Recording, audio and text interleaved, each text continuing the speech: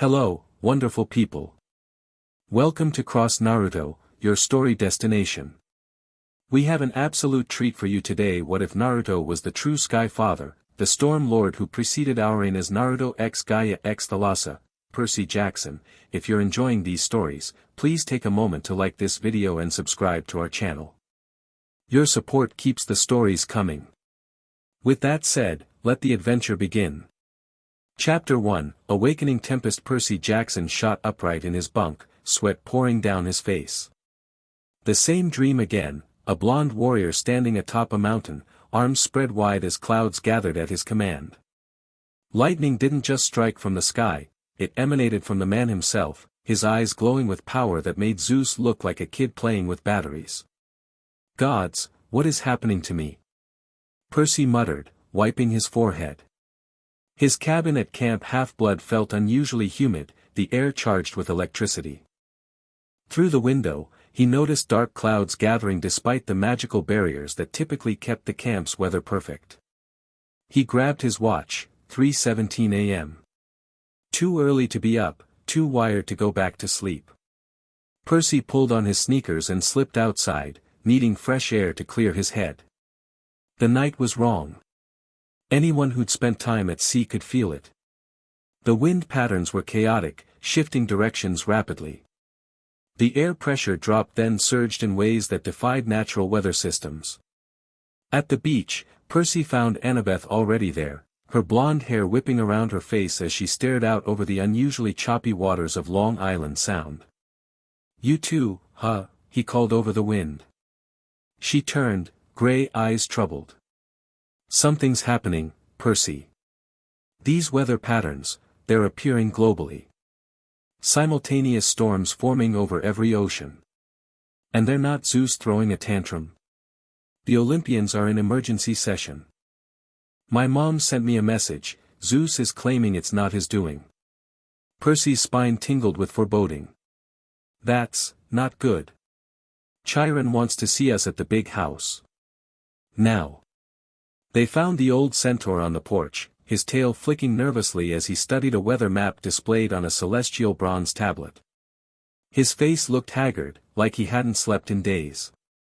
"Percy, Annabeth," he acknowledged them without looking up. "I assume you've noticed our meteorological anomaly." "Hard to miss," Percy said. "What's causing it?"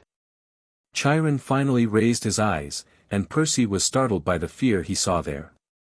In all their years of facing monsters, titans, and giants, he'd rarely seen Chiron genuinely afraid. "Something old is stirring," the centaur said quietly. "Something that predates the Olympians." Annabeth stepped forward. "You know what it is." It wasn't a question. Chiron hesitated, then sighed heavily. "I have suspicions. Ancient stories told to me by my father, Kronos, before his corruption. Tales of a power that ruled the skies before Ouranos, before the Greek cosmology as we know it was established." "Wait," Percy interrupted. "Someone came before Ouranos? I thought he was the original sky god." "That's what most believe now," Chiron said. "History is written by the victors, Percy. Some truths were deliberately obscured." A blinding flash of lightning struck the ground just outside the camp's borders, close enough that the thunder was instantaneous and deafening.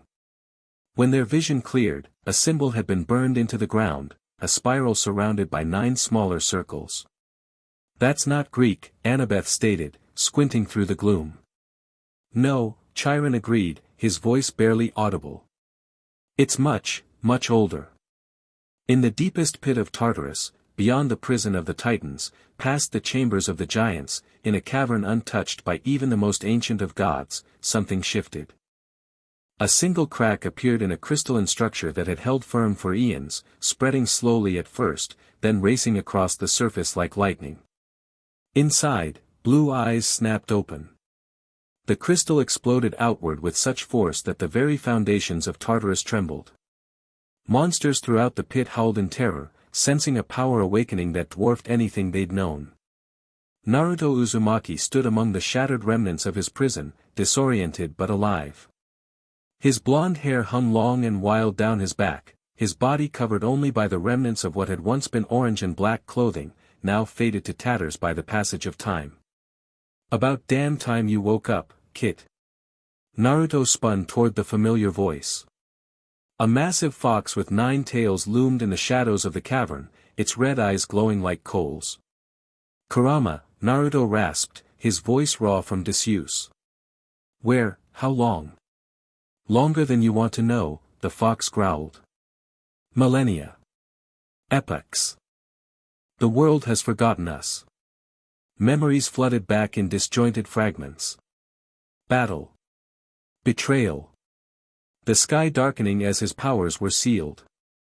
Gaia's anguished cry. Thalassa's tears falling like rain. Kronos, Naruto spat, the name bitter on his tongue. And Kronos. They worked together. Yes, Kurama confirmed. The Lord of Time and the Titan King. A convenient alliance to remove you from the cosmic order. Naruto raised a hand, feeling the familiar energy flow through him, chakra, as his people had called it, though the beings of this realm had other names for the divine power that flowed through creation. "We need to get out of here," he said, his strength returning rapidly as he reconnected with his power. "And go where?" Kurama asked. "Your realm is gone. Your people forgotten. Even the gods who imprisoned you have been replaced by their children." "I don't know yet," Naruto admitted. "But I'm not staying in this pit a moment longer." He closed his eyes, reaching out with senses that extended beyond the physical. He could feel it, the sky above, so distant yet still connected to him by unbreakable bonds. The Storm Lord might have been forgotten, but the heavens remembered their first master.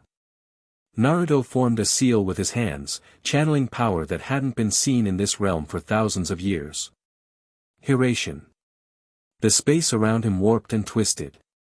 Kurama dissolved into pure energy, flowing into Naruto as he had countless times before. Together, they vanished from Tartarus in a flash of golden light. On Olympus, chaos reigned. Zeus paced before his throne, lightning crackling around him as reports flooded in from minor gods and nature spirits worldwide. "Impossible," he thundered as Hermes delivered the latest news. "These storm systems defy all divine influence. Nothing should be able to override my authority in the heavens." Apollo looked uncharacteristically serious.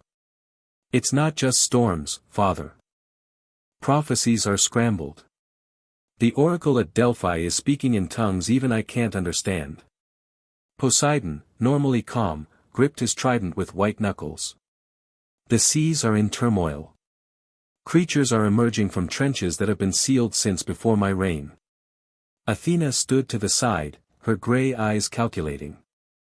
"We need to consider the possibility that something has escaped Tartarus. Something powerful enough to affect all realms simultaneously." "Nothing has that kind of power," Zeus insisted, but his voice lacked conviction. Athena raised an eyebrow. "Nothing we know of." Suddenly, the entire mountain trembled. A pressure wave rolled through Olympus, knocking minor gods off their feet. Every god present felt it, a massive surge of power unlike anything they'd experienced, exploding outward from somewhere in Manhattan. Zeus's eyes widened. "Find whatever caused that. Now."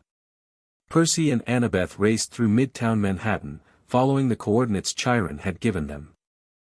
The sky overhead had turned an unnatural shade of purple-black, roiling with clouds that moved against the wind. "There." Annabeth pointed to Central Park, where a column of swirling air had formed, touching down like a gentle tornado. They sprinted across Fifth Avenue, dodging panicked mortals who were fleeing the park. The mist was working overtime. Most humans saw a sudden, violent storm, but Percy and Annabeth could see the golden energy crackling through the vortex.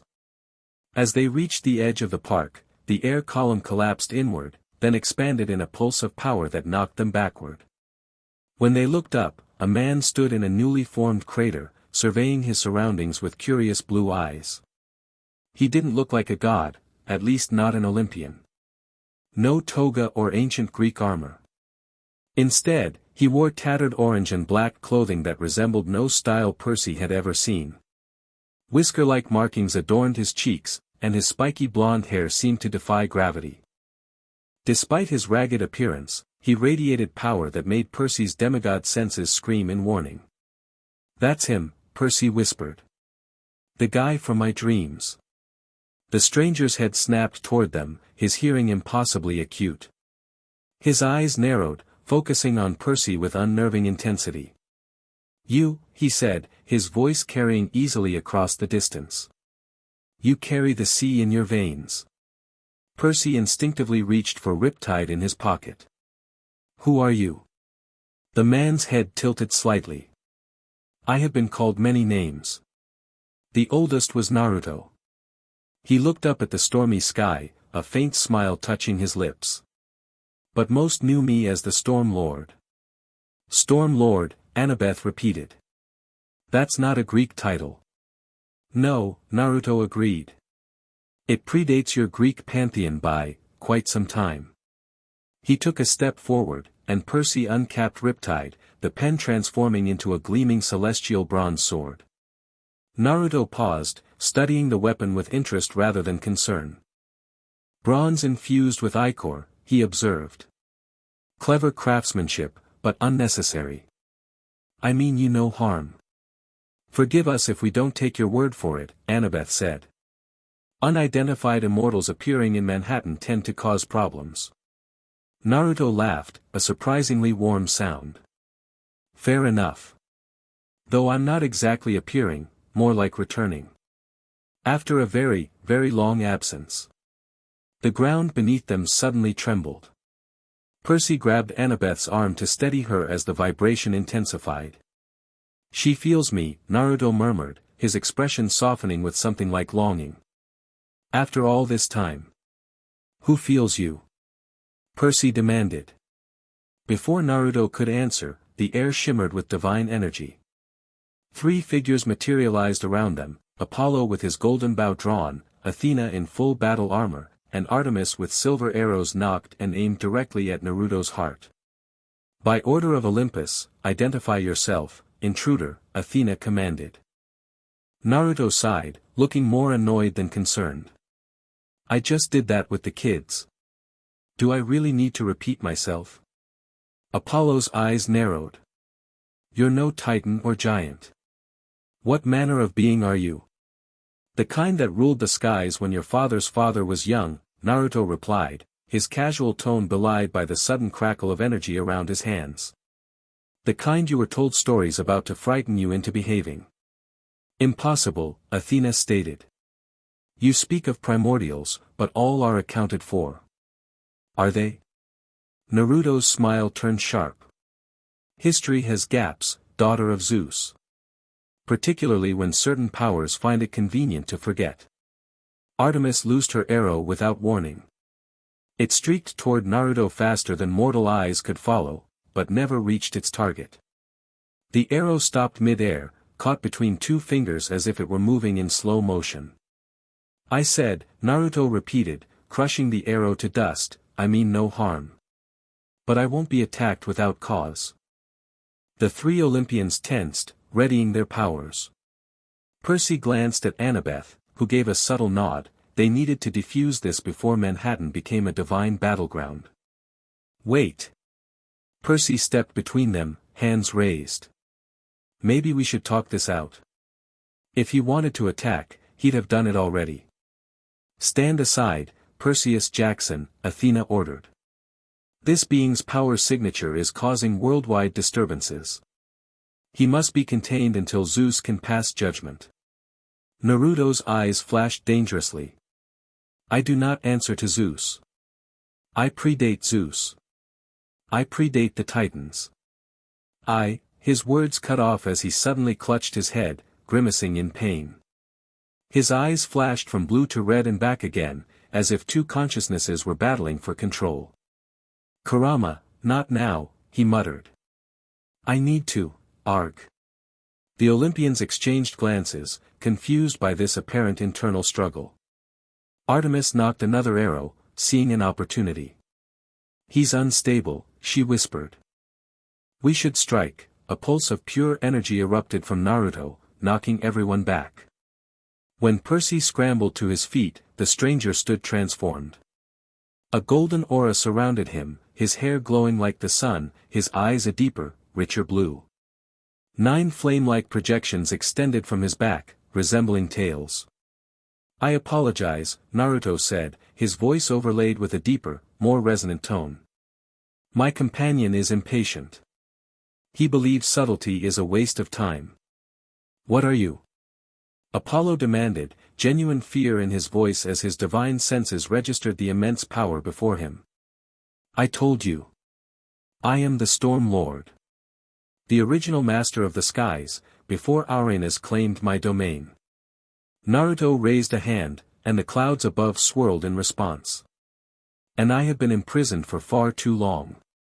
Athena signaled to her fellow Olympians, and they attacked in unison, Apollo's solar flare, Athena's divine energy, and Artemis's silver moonbeams converging on Naruto from 3 directions. What happened next left Percy speechless. Rather than dodging or blocking, Naruto simply absorbed the divine energies, drawing them into his golden aura. The attacks that should have at least staggered a titan dissipated like raindrops hitting the ocean. "Is that really all you've got?" Naruto sounded genuinely disappointed. "The Pantheon has weakened in my absence." He moved, or seemed to, though Percy could barely track it. One moment Naruto stood in the center of their triangle, the next he was behind Apollo, a swirling blue energy sphere forming in his palm. "Rasengan," Naruto murmured, though he didn't complete the attack. Instead, he allowed the sphere to dissipate, having made his point. "I could have struck any of you down by now. I choose not to. Please extend the same courtesy." Apollo spun around, golden light flaring as he prepared another attack, but froze as the ground beneath them heaved violently. Cracks appeared in the earth, spreading outward from where they stood. The trembling wasn't like a normal earthquake, it felt deliberate, almost communicative. Grass and wildflowers erupted through the cracks, growing at impossible speeds, twisting toward Naruto like they were drawn to him. "She's angry," Naruto said softly, touching a rapidly growing vine that had wrapped around his wrist. "She feels me, but she doesn't understand why I've returned now, after so long." "Who?" Percy asked again, though he was beginning to suspect the answer. Naruto looked at him directly. "Gaia. The Earth Mother. My first love, before the cosmos was ordered as you know it." The 3 Olympians exchanged alarmed glances. Gaia's awakening during the giant war had nearly destroyed civilization. "If you've come to finish what she started," Athena began. "You misunderstand," Naruto interrupted. "She and I were separated against our will. The balance was broken when I was imprisoned. Sky from earth, both from sea." His expression darkened. "Kronos and Kronos saw to that." Before anyone could respond, a new presence manifested, a shimmering holographic image of Zeus himself, crackling with barely contained rage. "Bring the intruder to Olympus," the king of gods commanded. "The council will determine his fate." Naruto's eyes flashed. "I think not." With a casual gesture, he dispelled Zeus's image like smoke. The 3 present Olympians stared in shock, no one dismissed the Sky Lord so easily. "I have no quarrel with your pantheon," Naruto stated, his golden aura beginning to fade. "But I will not be summoned like a servant. When I wish to speak with Zeus, I will do so as an equal." The ground rumbled again, more insistently. Naruto's expression softened as he looked down. "Yes, I hear you," he murmured to the earth itself. "I've missed you too." Percy took a cautious step forward. "If you're not here to fight, what do you want?" Naruto considered him, his head tilted curiously. "You remind me of someone. A son of the sea." He seemed to make a decision. "What I want is to understand what has happened in my absence. I want to know how the cosmic order I knew became." He gestured vaguely at the Olympians, "This. And then?" Athena pressed. "And then I'll decide what to do next." The directness of his answer was unexpected. Annabeth moved to Percy's side. "We can help with that," she offered, ignoring Athena's warning glance. "Information is kind of my thing." Naruto studied her. "Daughter of wisdom. Yes, you might indeed be helpful." Apollo stepped forward. "You can't seriously be considering." "Enough," came a new voice, deep and commanding. The sea itself seemed to speak as the air shimmered with moisture. Poseidon appeared, his trident glowing with power, but his stance was not aggressive. The sea god looked at Naruto with something like recognition in his ancient eyes. "I thought the stories were myths," Poseidon said quietly. "Tales that even gods told their children." Naruto inclined his head slightly. "Poseidon. You've grown powerful since I last walked these realms. The seas suit you. You know me?" Surprise colored the god's voice. "I knew you when you were young. Before the Titans fell. Before Olympus rose." Naruto's eyes grew distant. "You were fair, even then. More balanced than your brothers." Poseidon turned to his fellow Olympians. "This situation requires delicacy. Zeus's approach will only escalate matters." "Father," Percy interrupted. "You know who he is?" The sea god hesitated. "Not precisely. But I remember stories Oceanus told, of a time before Ouranos ruled the skies. Of a warrior who commanded storms with unmatched power, who loved the earth and sea as equals." He looked at Naruto with newfound respect. "Stories I never fully believed." Naruto's expression revealed nothing, but the storms overhead calmed slightly. "Your son," he said to Poseidon, nodding toward Percy, "has good instincts. I sense Thalassa's influence in his bloodline." Percy frowned. "Thalassa? The primordial goddess of the sea?" "The very same," Naruto confirmed. "Though, goddess is your terminology, not ours. We didn't think of ourselves that way, in the beginning." The ground shook again, more violently this time. Trees uprooted themselves around them, and the earth split open wider. "She's getting impatient," Naruto observed. "And angry. Gaia always did have a temper." "You need to come with us," Athena insisted. "If Gaia is responding to your presence, I'll handle Gaia," Naruto interrupted. "We have unfinished business." He turned to Percy and Annabeth. "You too. If you truly want to help, meet me at the ocean's edge at sunset. I need to see Thalassa before confronting Gaia directly." Before anyone could respond, Naruto formed another hand seal. The air around him twisted, and he vanished in a flash of golden light. The Olympians stared at the empty space, then at each other. "Father," Percy said quietly to Poseidon. "What just happened?" The sea god's expression was troubled. "Something impossible. A legend returning to life." He gripped his trident tighter. "And if it is who I suspect, Olympus itself may never be the same."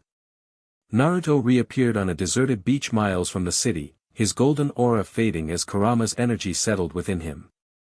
"That went well," the fox's voice rumbled sarcastically in his mind. "Better than it could have," Naruto replied aloud.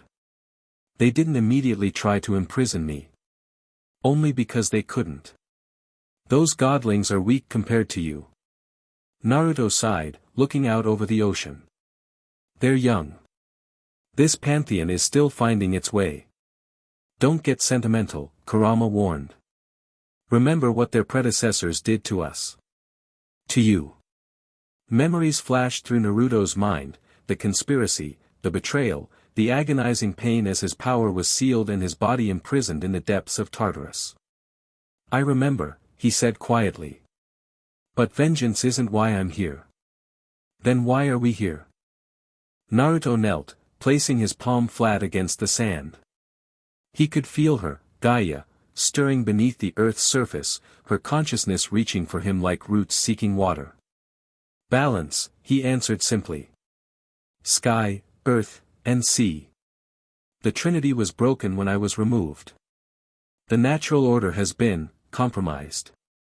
Kurama snorted. You still love her. After everything. Naruto didn't deny it. Gaia was manipulated, just as I was. Kronos played us against each other. And Thalassa? What of her betrayal? Naruto's jaw tightened. We don't know what happened with Thalassa. Not really. He rose, facing the ocean. The waves seemed to respond to his presence, reaching farther up the shore than they should, almost like fingers trying to touch him. She's aware of us, Naruto observed. But distant. Sleeping, perhaps, or weakened. He closed his eyes, extending his senses into the water. Unlike Zeus, whose domain stopped at the sky's edge, Naruto's connection to the elements was more fundamental. The water recognized him just as the air did, ancient molecules remembering their first master. We'll need allies, Kurama said. The boy, Perseus. He's different. Yes, Naruto agreed. Thalassa's essence runs strong in him, diluted but pure. And his companion, the wisdom daughter, she reminds me of Mito. The comparison to Naruto's first human wife surprised even Kurama into momentary silence. We should rest, Naruto decided, settling cross-legged on the sand. Restore our strength before meeting them again.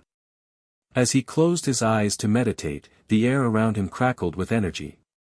The 9 celestial beasts that had been bound to him since the dawn of creation stirred within their shared consciousness, Kurama the 9-tailed fox, but also Matatabi the 2 tails, Isabu the 3 tails, and all the others. Each represented different aspects of cosmic power, fragments of the primordial energy that had formed reality itself. They're waking up, Kurama noted. They sense the coming conflict. Naruto nodded. They'll be needed before this is over. As he settled into meditation, the worldwide storm systems began to organize themselves, no longer chaotic but purposeful. Weather satellites tracked unusual formations appearing over every ocean, massive spirals with 9 arms, mirroring the ancient symbol burned outside Camp Half-Blood. The Storm Lord had returned. And the world would never be the same. Percy and Annabeth found themselves in the most awkward elevator ride of their lives, ascending to Olympus alongside Athena, Apollo, Artemis, and Poseidon. None of the gods spoke, which only heightened the tension. When they reached the 600th floor, the scene that greeted them was one of barely controlled chaos. Minor gods rushed about with reports while the major Olympians argued loudly around the central hearth. Zeus spotted them immediately. Where is the intruder? He demanded. He declined your invitation, Apollo said carefully. Zeus's face darkened like a thunderhead. Declined? He teleported away, Artemis elaborated. After demonstrating power that. She hesitated, clearly uncomfortable, exceeded our combined efforts to contain him. Murmurs rippled through the throne room. Zeus gripped his master bolt so tightly that lightning arced between his fingers. Impossible, he declared. No being can resist 3 Olympians unless they predate our pantheon's rise to power, Athena finished. Father, he claimed to be the original Sky Lord, before Uranus. Hera leaned forward on her throne. That's absurd. There is no record of such a being. Actually, Hestia spoke up from her place by the hearth, her voice gentle but firm, there are stories. Very old stories that our father Kronos would sometimes mention when he was in his cups. All eyes turned to the eldest Olympian, who rarely spoke at council meetings. He called him the Maelstrom, Hestia continued. A being of such power that storms formed wherever he walked. Kronos claimed his father Uranus didn't create the sky domain but usurped it from another. Preposterous, Zeus scoffed. If such a being existed, why have we never encountered him until now? Because, Poseidon said grimly, according to the stories, Kronos helped imprison him in the deepest pit of Tartarus, using power borrowed from Kronos himself. Kronos? Athena clarified. The primordial time, not our father Kronos. Poseidon nodded. The very same. I always thought it mere mythology, stories designed to make Kronos seem more powerful than he was. It doesn't matter who he claims to be, Zeus declared. This intruder threatens Olympian authority. He must be contained. Percy, who had been quiet until now, stepped forward. With all due respect, Lord Zeus, I don't think that's possible. You didn't see what he did. He caught Artemis's arrow like it was moving in slow motion, and he absorbed direct attacks from 3 Olympians without breaking a sweat. Zeus glared at him. You dare suggest, I suggest we listen, Percy interrupted, earning gasps from the assembled gods. He said he has no quarrel with Olympus. He just wants to understand what happened while he was gone. And you believe him? Zeus demanded. I don't know yet, Percy admitted. But starting a war with someone who might be more powerful than all of us combined seems like a bad idea. Annabeth joined him. Percy's right. We need information before we act. If this Naruto really is some kind of pre-Olympian force, we should learn everything we can about him first. The children speak wisdom, Hestia said quietly. Violence should be our last resort, not our first impulse. Zeus looked like he wanted to argue further, but Athena raised a hand. Father, consider this strategically. If he wanted to challenge Olympus directly, he could have done so already.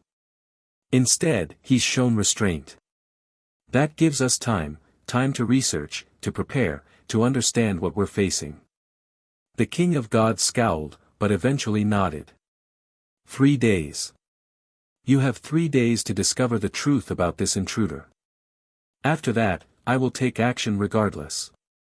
He turned to Percy and Annabeth. You said he requested to meet you at the ocean's edge at sunset? Percy nodded. Then go, Zeus commanded. Learn what you can. But remember where your loyalties lie. As the demigods turned to leave, Poseidon caught Percy's arm. Be careful, son, he said quietly. If this being truly loved Gaia once, he may not view demigods kindly. We warred with her children not long ago. I'll be careful, Percy promised. But there's something about him, he doesn't feel evil. Just, out of place. Like he's woken up in a world he doesn't recognize. Poseidon's expression softened. Trust your instincts.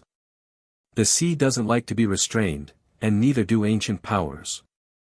As sunset approached, Percy and Annabeth waited at Montauk Beach. The location held special meaning for Percy, it was where his mother and Poseidon had met, where his connection to the sea had begun. Do you think he'll show? Annabeth asked, scanning the horizon. Yeah, Percy said with certainty.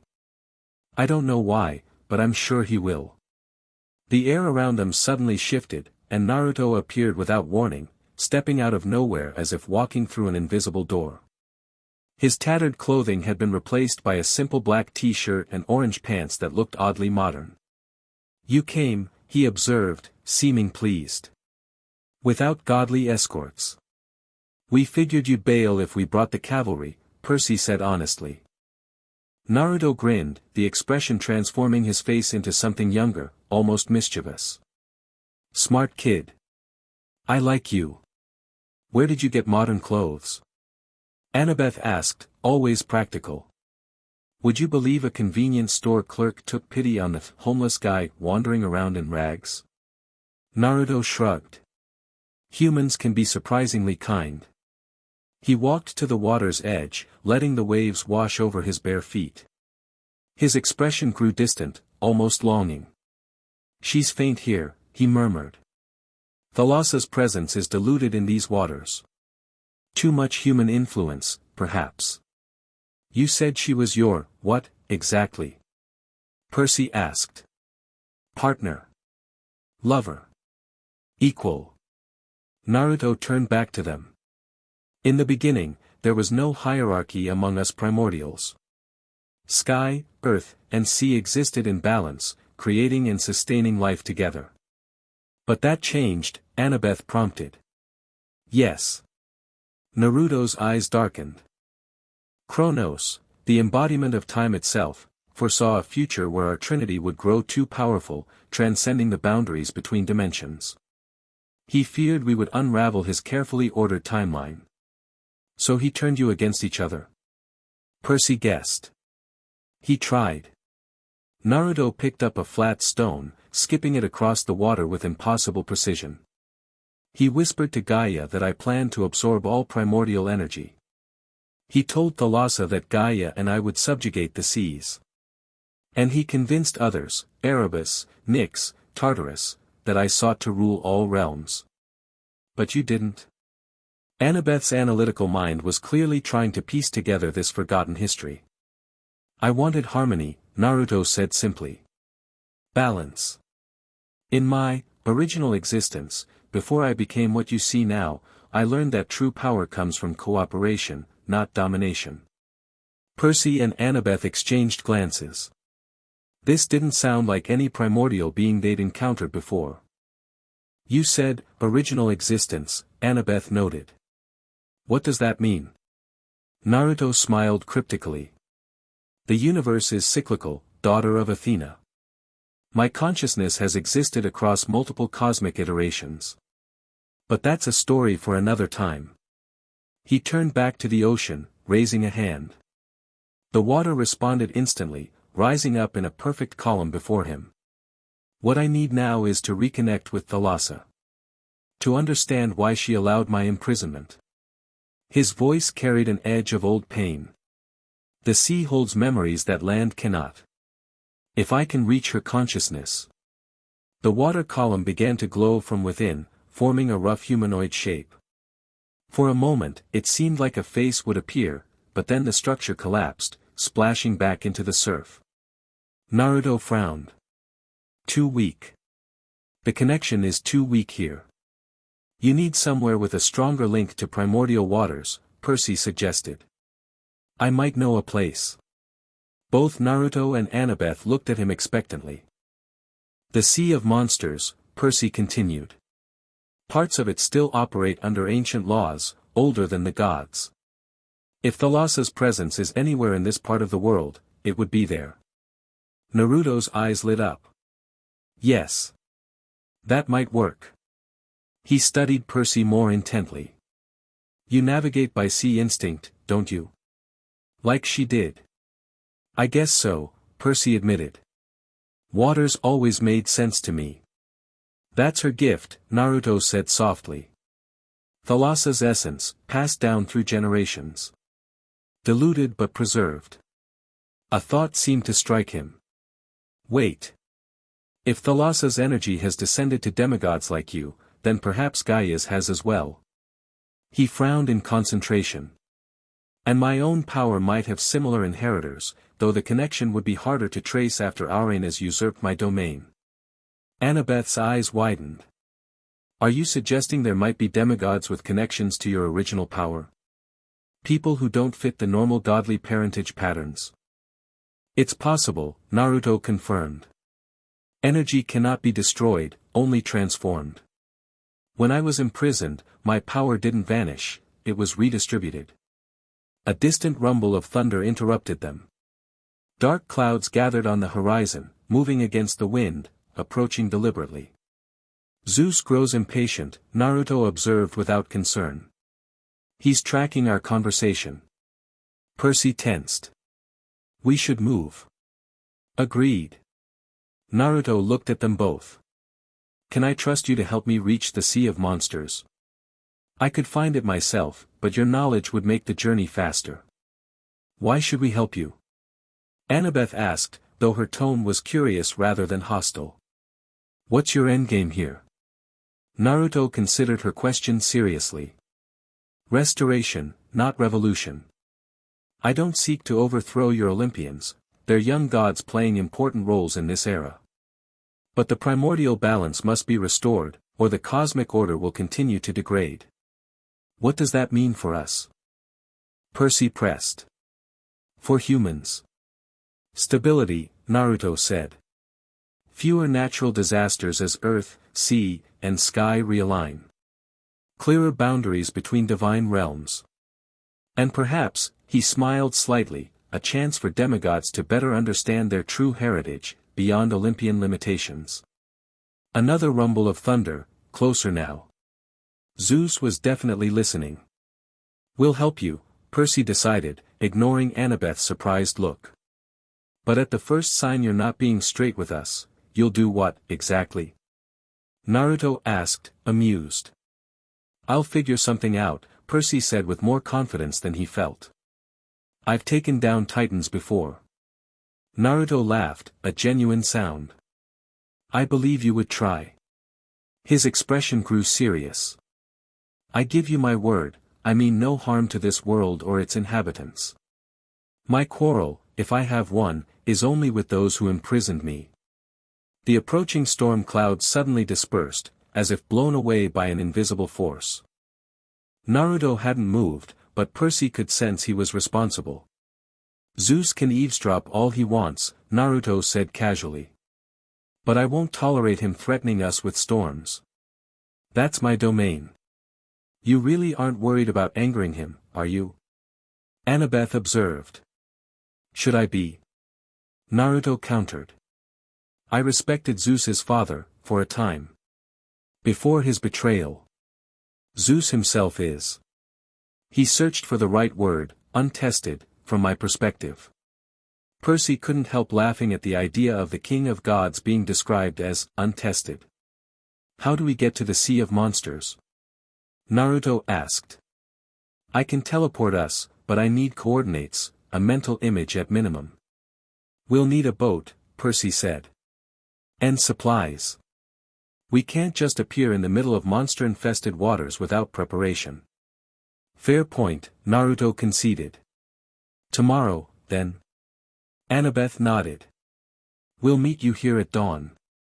And we'll bring someone else, our friend Grover. He's a satyr, and he might be useful. Nature spirits have different senses than demigods or, whatever you are." "A satyr?" Naruto's expression brightened. "Interesting. They didn't exist in my time. Evolution is remarkable." He stepped back, preparing to leave. "Until dawn, then."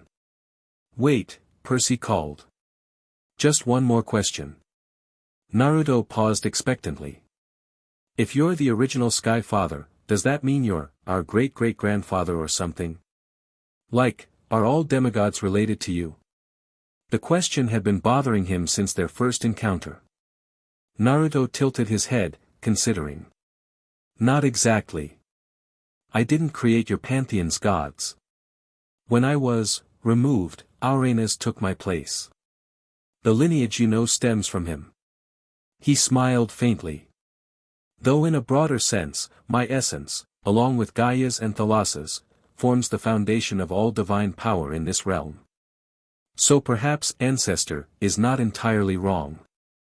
With that cryptic answer, he formed a hand seal and vanished in a flash of golden light, leaving Percy and Annabeth alone on the darkening beach. "Well," Annabeth said after a moment of silence, "this got complicated." "When isn't it?" Percy replied, staring at the spot where Naruto had disappeared. "But I have to say, as primordial beings go, he seems less murdery than most." "Let's hope it stays that way," Annabeth murmured. "Because if he's telling the truth about his power, I'm not sure even the combined might of Olympus could stop him." As they turned to leave, neither noticed the small tendril of earth that had risen from the sand where Naruto had stood, a tiny, perfect sprout that shouldn't have been able to grow in sand, with 9 miniature leaves unfurling toward the sky. Gaia was watching. And remembering. Chapter 2, Earthbound Memories. Percy woke to someone pounding on his cabin door like they were trying to break it down. All right. I'm coming." He stumbled out of bed, nearly tripping over his own shoes. The pounding continued. "Gods, what's the emergency?" He yanked the door open to find Grover, wide-eyed and breathing hard. "Dude," the satyr bleated, "the whole camp's on lockdown. Chiron's ordered a full defensive posture. Zeus has satyrs and nature spirits searching everywhere for that, whatever he is." Percy rubbed his eyes. "Naruto. His name is Naruto." Yeah, him. Grover shifted nervously, looking over his shoulder. Annabeth sent me. We need to move now if we're going to meet him. She's got a boat ready at the camp's south shore. Wait, what time is it? Almost dawn. Come on, man. Percy grabbed his backpack, already packed with supplies for their journey, and riptide from his nightstand. Let's go. They slipped through the silent camp, avoiding the harpies on patrol. The air felt charged, like the moment before a lightning strike, and Percy could sense the magical barriers around Camp Half-Blood had been strengthened overnight. At the south shore, they found Annabeth waiting in a sleek motorboat that definitely wasn't camp property. Whose boat? Percy asked as he climbed aboard. Borrowed it from my dad, she said. He won't mind. Probably. You told your dad we're going to meet an ancient primordial being who predates Greek mythology. Percy raised an eyebrow. I told him we needed to investigate unusual oceanic phenomena, Annabeth corrected. Which isn't a lie. Grover nervously chewed on a tin can. Guys, I still don't understand what's happening. Annabeth only said it was important and involved some kind of pre-Olympian entity. That's pretty much it, Percy admitted, taking the wheel. You remember your stories about primordials? Turns out there was one before Ouranos who controlled the skies, and now he's back. And we're helping him? Grover looked bewildered.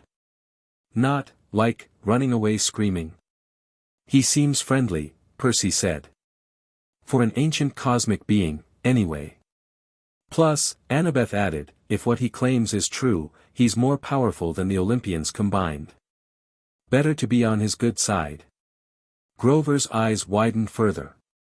Oh, that's reassuring. Percy guided the boat away from camp, heading toward Montauk Beach as the first rays of sunlight crept over the horizon. Behind them, he could see storm clouds gathering over Camp Half-Blood. Zeus was definitely not happy. So the plan is to take him to the Sea of Monsters? Grover asked. The place filled with, monsters. He wants to reconnect with Thalassa, Annabeth explained. The primordial goddess of the sea. Apparently, they were close. Like, dating close? Grover asked. More like primordial cosmic partners, Percy said. Him, Gaia, and Thalassa were some kind of trinity before everything went sideways. As they approached Montauk, Percy cut the engine, letting the boat drift the final distance to shore. The beach appeared empty in the early morning light. Is he here? Grover whispered, nervously scanning the shoreline. I'm here. All three of them jumped. Naruto stood on the water beside their boat, not on it, not swimming, just standing on the surface as if it were solid ground. He wore the same modern clothes from yesterday, but now carried a small backpack of his own. Whoa, Grover breathed. That's not normal water walking. That's not a Greek power. No, Naruto agreed, stepping casually from the water's surface into their boat without rocking it. It's chakra control, the manipulation of physical and spiritual energy combined. He studied Grover with open curiosity. A satyr. Fascinating. Your kind didn't exist in my era. Grover swallowed nervously. Nice to meet you. I'm Grover Underwood, Lord of the Wild. Naruto's eyebrows rose. Lord of the Wild. You command nature spirits. Some of them, Grover admitted. It's a long story involving Pan, Naruto interrupted, recognition flashing in his eyes. A fragment of the old wild energies, given form.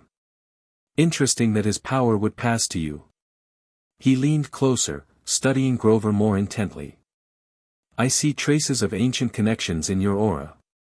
You might be more significant than you realize, young satyr. Grover looked simultaneously terrified and flattered. Percy started the boat's engine again. We should get moving. The longer we stay in one place, the easier it is for Zeus to find us. Naruto nodded, settling cross-legged at the bow. Head southeast. The confluence of ancient waters lies in that direction. As they accelerated away from shore, Percy noticed something odd. The waves seemed to actively assist their passage, pushing them forward with greater speed than the motor alone could provide. "Are you doing that?" he asked Naruto, nodding toward the unusually cooperative water. "Not consciously," Naruto replied. "The sea recognizes me. It remembers." "That's unsettling," Annabeth muttered. "No more unsettling than a universe that forgot its original architects," Naruto countered, his voice suddenly harder. An uncomfortable silence fell over the boat. After a few minutes, Grover cleared his throat. "So, Lord Naruto, just Naruto is fine. Right. Naruto. The nature spirits have been going crazy since yesterday. They keep talking about the first sky returning and the Trinity awakening. Is that you?" Naruto smiled. "Word travels fast among the elemental consciousnesses. Yes, they're sensing my return and anticipating what comes next." "Which is what, exactly?" Annabeth pressed. Before Naruto could answer, a massive shadow passed beneath their boat, something far larger than any natural marine life should be. Percy's hand went to Riptide. "We've got company." The water around them began to churn, and a creature surfaced on their starboard side, a sea serpent at least 40 feet long, with iridescent scales and eyes that glowed with ancient malice. "Kitos," Annabeth identified it. "Old sea monster from before the gods." The serpent reared back, preparing to strike. Percy uncapped Riptide and braced himself, but Naruto merely raised a hand. "Stand down, old one," he commanded, his voice resonating with power. "You remember me, don't you?" To Percy's astonishment, the serpent froze. Its massive head lowered slowly, and it made a sound almost like a whimper. "That's right," Naruto continued, his tone gentler now. "Long before you served Pontus or Poseidon, you answered to me and Thalassa. Your kind guarded the boundaries between realms." The serpent dipped its head beneath the water in what could only be described as a bow, then circled their boat once before disappearing into the depths. "Did you just tame a sea monster with a few words?" Grover asked, awestruck. "Not tamed," Naruto corrected. "Reminded. The oldest creatures remember the original order, even if they don't consciously know why." Percy steered them onward, his mind racing. If sea monsters that predated the gods recognized Naruto's authority, what else might respond to him? After another hour of travel, they entered more dangerous waters. The air grew misty, and the familiar distortion of the Sea of Monsters boundaries shimmered on the horizon. "We're getting close," Percy announced. "Once we cross that barrier, the normal rules stop applying. Time moves differently, monsters are stronger, and navigation gets tricky." Naruto moved to the bow, studying the boundary with interest. "A dimensional fold. Clever. This preserves a pocket of the older world within the new order. Can you get us through safely?" Annabeth asked. "Better than that," Naruto replied. "I can temporarily restore this section to its original state, the sea as it existed when Thalassa and I ruled together." He formed a series of hand seals, moving so quickly his fingers blurred. The air around him began to glow golden, and 9 ethereal tails of energy manifested behind him. "What is that?" Grover whispered to Percy. "No idea," Percy admitted. "But it looks like he's not just the Storm Lord, he's something else entirely." Naruto completed his sequence and clapped his hands together. "Cosmic art, primal restoration." The barrier before them rippled like a stone thrown into a pond. The mist parted, revealing not the dangerous labyrinth of monster-infested waters they expected, but a vast, pristine ocean that seemed to glow from within. Ghostly structures rose from the depths, coral formations the size of skyscrapers, underwater temples, and pathways made of light. "By all the gods," Annabeth breathed. "It's beautiful." "This is how it was," Naruto said quietly, the golden energy fading from around him. "Before the wars. Before the divisions. He turned to Percy. Take us to the deepest point you can sense. That's where her essence will be strongest. Percy closed his eyes, extending his awareness into the transformed waters. Unlike his usual connection to the sea, which felt like an extension of himself, this was different, older, vaster, almost overwhelming. It felt like trying to comprehend an entire ocean with a human mind. But there, in the distance, he sensed it, a deep trench where power pulsed like a heartbeat. That way, he pointed, opening his eyes.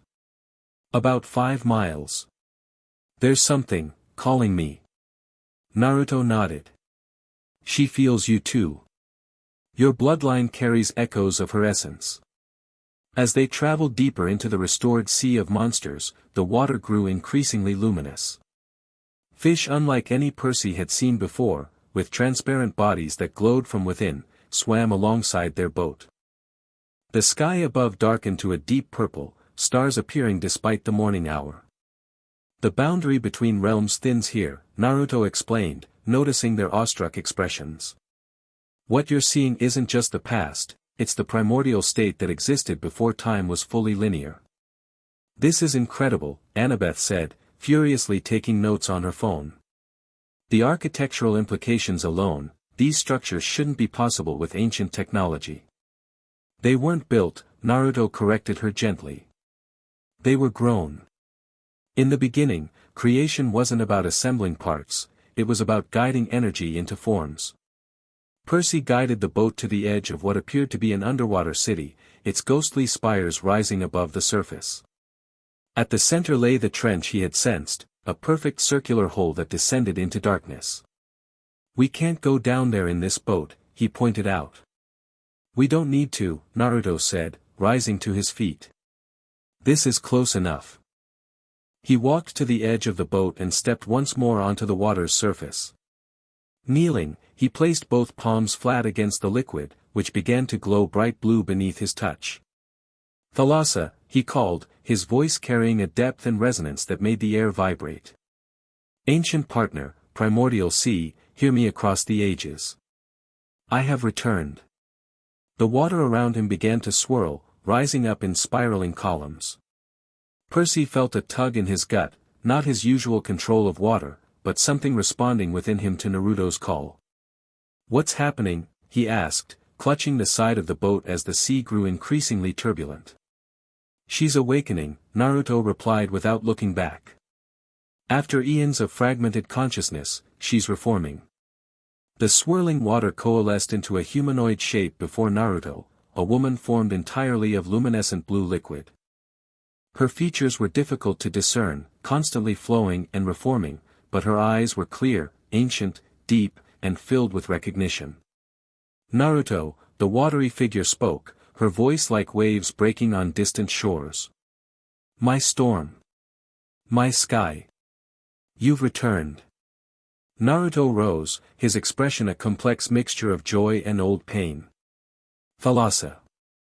You remember me. I never forgot. The liquid hand of the manifestation reached out, touching his cheek. My consciousness was scattered, diluted across the world's oceans, but I never truly forgot. In the boat, Percy felt a strange sensation, as if something long dormant in his blood had suddenly awakened. His vision blurred, and for a brief moment, he saw not the watery figure before them but a woman of stunning beauty with eyes that matched the deepest ocean trenches and hair that flowed like currents around her. You're seeing her true form, Naruto said, somehow aware of Percy's vision without looking at him. Your connection to her allows you glimpses of what was. Why didn't you find me sooner? Thalassa asked, her watery face showing traces of sorrow. I waited. For so long. I was imprisoned, Naruto replied, his voice hardening. In Tartarus, bound by Kronos' power and Kronos' treachery. The water around them churned violently. Impossible. I would have known. Would you? Naruto challenged. You weren't there when they came for me. You weren't there when Gaia screamed as they tore us apart. Pain rippled across Thalassa's fluid features. I was detained. Kronos told me you and Gaia had decided to remove me from the Trinity. That you no longer needed the sea's balance. Naruto's eyes widened. What? We would never, he stopped, understanding dawning. He played us all against each other. The perfect deception. I didn't believe him, not truly, Thalassa said. But he showed me visions, fabricated memories of your betrayal. By the time I realized the deception, you were gone, and Gaia had retreated into the earth in grief. And Ouranos had claimed my domain, Naruto finished bitterly. He was Kronos' puppet, Thalassa confirmed. A lesser power elevated beyond his rightful place to maintain the new order. In the boat, Annabeth leaned toward Percy. This rewrites everything we know about Greek cosmology, she whispered. If Ouranos wasn't the original Sky Father, then everything that came after was built on a lie, Percy completed her thought. Grover nervously chewed his lip. Guys, I'm getting some seriously bad vibes from the nature spirits around us. They're afraid. Naruto turned back toward them. They sense what's coming. The rebalancing will not be without conflict. What exactly does that mean? Percy asked. Before Naruto could answer, Thalassa's watery form surged forward, enveloping him in what appeared to be an embrace. As the water flowed around him, Naruto closed his eyes, their consciousnesses apparently communicating in ways the others couldn't perceive. After several moments, the water receded, and Naruto turned to face them with new resolve in his eyes. Thalassa has shown me what happened after my imprisonment, he said. Kronos feared a prophecy, that the union of sky, earth, and sea would eventually produce powers that could traverse pantheons and dimensions, threatening his control over linear time. Traverse pantheons? Annabeth repeated. You mean, connect with other mythological systems? Not just connect, Naruto clarified. Transcend. The boundaries between pantheons are artificial constructs, cosmic divisions implemented to keep divine power manageable and contained. Percy frowned. I'm not following. Why would crossing between, say, Greek and Egyptian gods be such a big deal? Because, Naruto explained, in their original, primordial state, divine powers aren't Greek or Egyptian or Norse, they're universal forces wearing different cultural masks. If those masks were removed, if the original powers reunited across pantheons, reality itself could be rewritten, Annabeth realized, her face paling. The very metaphysical foundations that separate different mythological systems would collapse. Exactly, Naruto confirmed. Kronos saw this potential in the Trinity Gaia, Thalassa, and I formed. So he separated us, imprisoned me, scattered Thalassa's consciousness, and drove Gaia into bitter hibernation. The watery form of Thalassa rippled beside him. I have existed in fragments for eons, my power diluted among the seas, occasionally touching those with the right bloodlines, like you, Perseus Jackson. Percy felt a chill run through him. That's why I can do things other children of Poseidon can't. I'm not just connected to him, but to you, to the original sea. Yes, she confirmed. And there are others like you, demigods whose abilities exceed typical boundaries because they tap into the primordial sources, not just their Olympian parents. Grover suddenly stamped his hoof against the boat's deck. Guys, we need to move. Something's coming. Something big. The restored sea around them began to darken, the luminescent structures fading as if a shadow were passing over the sun. The air grew cold, and a feeling of wrongness swept through the area. Kronos, Naruto growled. He sensed our communion.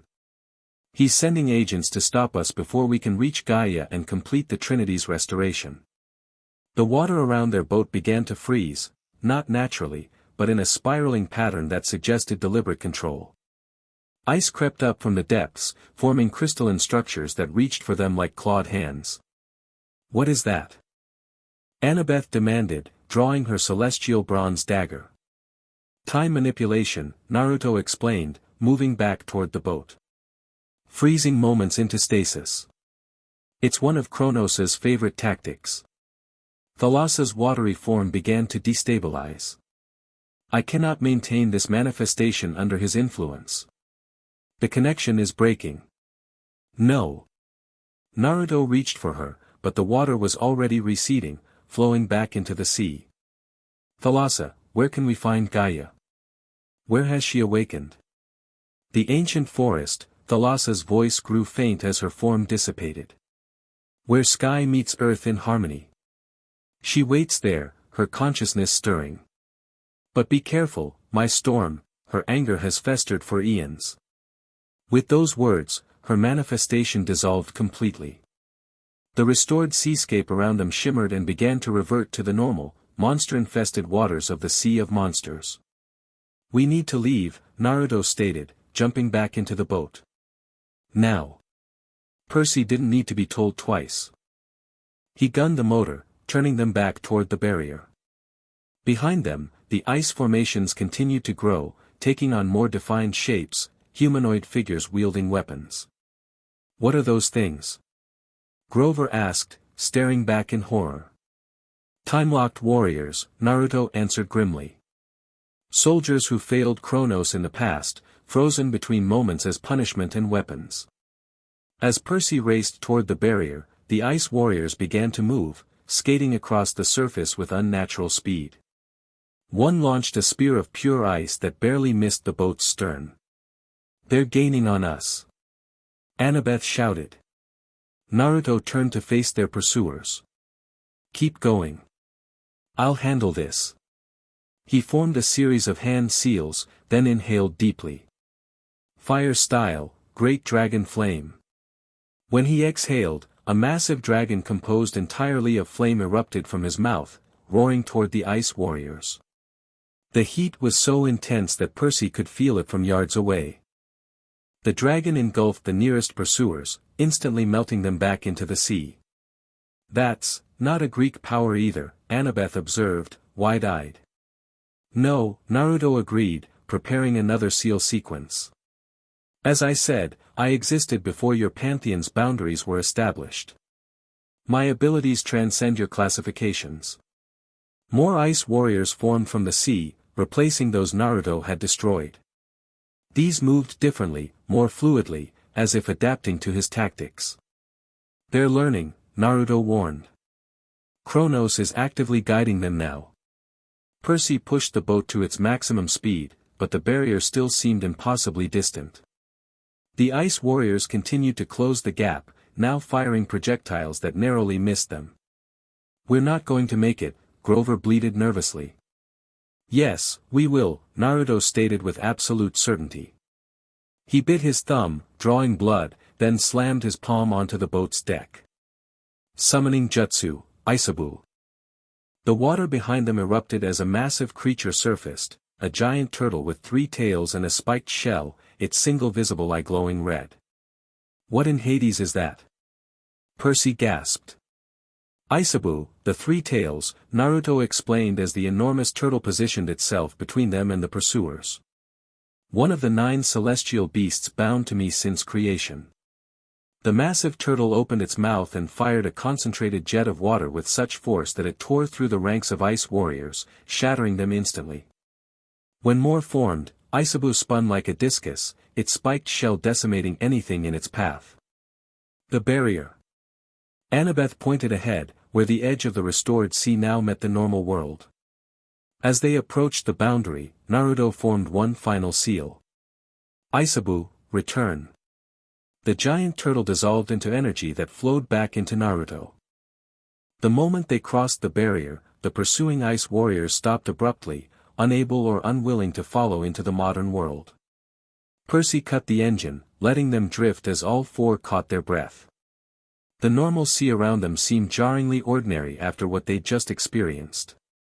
What, Grover finally said, was that? A warning, Naruto replied grimly. Kronos knows I'm trying to restore the Trinity. He'll do anything to prevent it. Including sending frozen time warriors and forcing us to summon giant 3-tailed turtles. Percy asked incredulously. That was just the opening move, Naruto said. It will get worse before it's over. Annabeth, ever practical, pulled out a map. You said we need to find Gaia in the ancient forest where sky meets earth in harmony. Any idea what that means? Naruto closed his eyes, concentrating. I can feel her now that Thalassa has helped reawaken my connection. There's a place on this continent, old-growth forest, mountains that pierce the clouds. The trees there have witnessed millennia pass.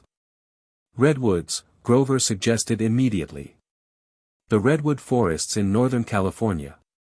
Some of those trees are over 2,000 years old, and the tallest ones definitely pierce the clouds. Yes, Naruto nodded, his eyes still closed. That resonates. She's there, or at least, her consciousness is most accessible there. Percy started the engine again. California it is, then. Though we're going to need a bigger boat for that kind of journey. We don't need a boat, Naruto said, opening his eyes. I can get us there instantly. Teleportation? Annabeth asked skeptically. Across the entire country? Even the gods have limitations on that kind of travel. I'm not a god, Naruto reminded her. Not in the way you understand them. Distance is negotiable for me. He formed another hand seal. Gather close and hold on to each other. This might feel strange if you're not used to it. Percy, Annabeth, and Grover huddled together, linking arms with Naruto. What about the boat? Percy asked. Leave it, Naruto advised. Where we're going, we won't need it. My dad's going to kill me, Annabeth muttered. Naruto completed his technique. Flying Thunder God technique. The world around them compressed, stretched, and then vanished entirely. Percy felt like he was being pulled through the eye of a needle, not painful, but intensely disorienting. Colors blurred together, and for a brief moment, he could swear he saw multiple versions of reality superimposed over each other. Then, as suddenly as it began, the sensation ended. They stood in a clearing surrounded by the tallest trees Percy had ever seen, ancient redwoods that rose like natural skyscrapers, their uppermost branches lost in low-hanging clouds. Grover immediately fell to his knees, overwhelmed. The nature spirits here, he whispered. They're so old, so powerful. They're singing. Percy couldn't hear anything, but he could feel the presence of the forest, alive in a way that went beyond simple biology. The earth beneath his feet seemed to pulse with slow, deliberate energy, like the heartbeat of something massive and ancient. Naruto walked to the center of the clearing, his expression troubled. She knows we're here. Is that good or bad? Percy asked, helping Grover back to his feet. Complicated, Naruto replied. Her anger has had thousands of years to fester. And the last time she fully awakened in your era. She tried to destroy humanity and overthrow the gods, Annabeth finished grimly. During the giant war. That wasn't her true self, Naruto argued, though he sounded uncertain. That was a fragment, twisted by isolation and bitterness. He knelt, placing his palm flat against the ground. The earth responded immediately, grass growing rapidly around his hand, flowers blooming in a perfect circle around him. Gaia, he called, his voice carrying power but also vulnerability. Earth Mother. Ancient partner. It's me. For several moments, nothing happened. Then the ground began to tremble, not violently, but with purpose. The soil before Naruto bulged upward, taking shape with fluid grace. Unlike Thalassa's watery manifestation, this form was solid, a woman formed from earth, stone, and living plants. She was beautiful in a wild, untamed way, her body composed of rich soil, her hair a cascade of vines and flowers, her eyes deep pools of molten gold. When she spoke, her voice resonated from the earth itself. Naruto, she said, his name sounding like both a caress and an accusation. My sky. My betrayer.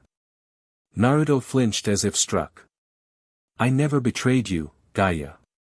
Never. You left. The ground shook with her anger.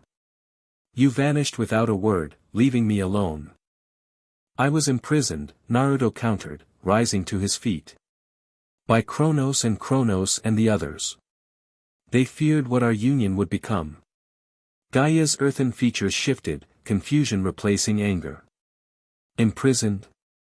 No, they told me you abandoned us. That you sought greater power beyond our realm. They lied, Naruto said softly. I would never have left you willingly. You know that. The earth around them rippled as Gaia processed this information. Trees groaned, roots shifting beneath the surface. Percy, Annabeth, and Grover backed away slowly, recognizing the danger of being caught in a reunion between primordial forces. Prove it, Gaia finally demanded. Prove you did not choose to leave. Naruto stepped closer to her, fearless despite the power rolling off her form. Do you remember the promise we made, at the dawn of creation? When we first found each other in the cosmic void? Gaia's expression softened slightly. We vowed to maintain balance. Sky, earth, and sea in harmony. And I swore to you, Naruto continued, that as long as consciousness remained in the universe, I would always return to you.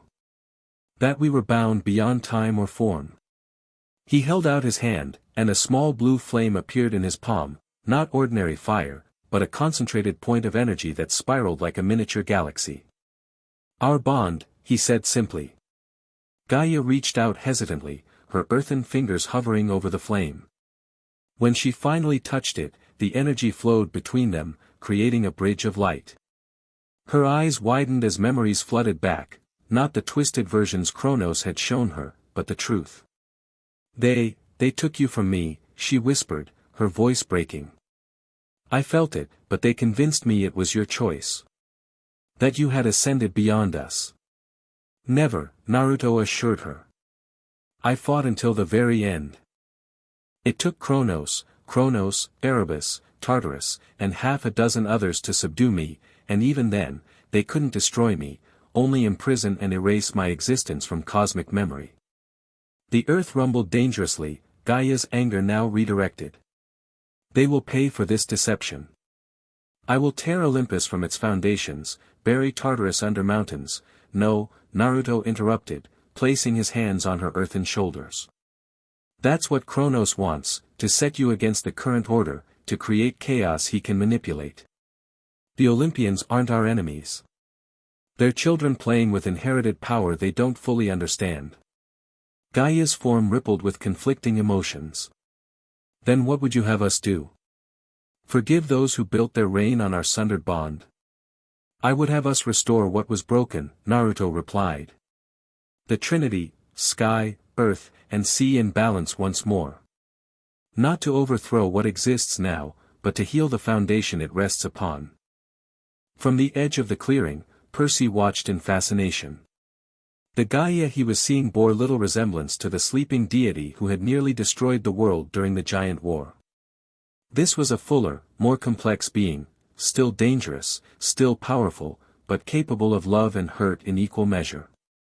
You've been dormant too long, Naruto continued, his voice gentler now. Fragmented, dreaming. That's why your recent awakening was so destructive, you weren't whole. And you would make me whole again? Gaia asked, skepticism in her golden eyes. Not I alone, Naruto corrected. We need Thalassa too. The Trinity must be complete. At the mention of Thalassa, Gaia's expression darkened. She abandoned us both. Sided with them. She was deceived, just as you were, Naruto explained. Kronos showed her false visions of our betrayal. Convenient, Gaia noted bitterly. But true, Naruto insisted. I've spoken with her spirit in the ancient waters. She never stopped searching for us. Gaia turned away, her earthen form shifting restlessly. Even if I believed you, even if I wanted to restore this trinity, it might not be possible. The world has changed. New powers rule.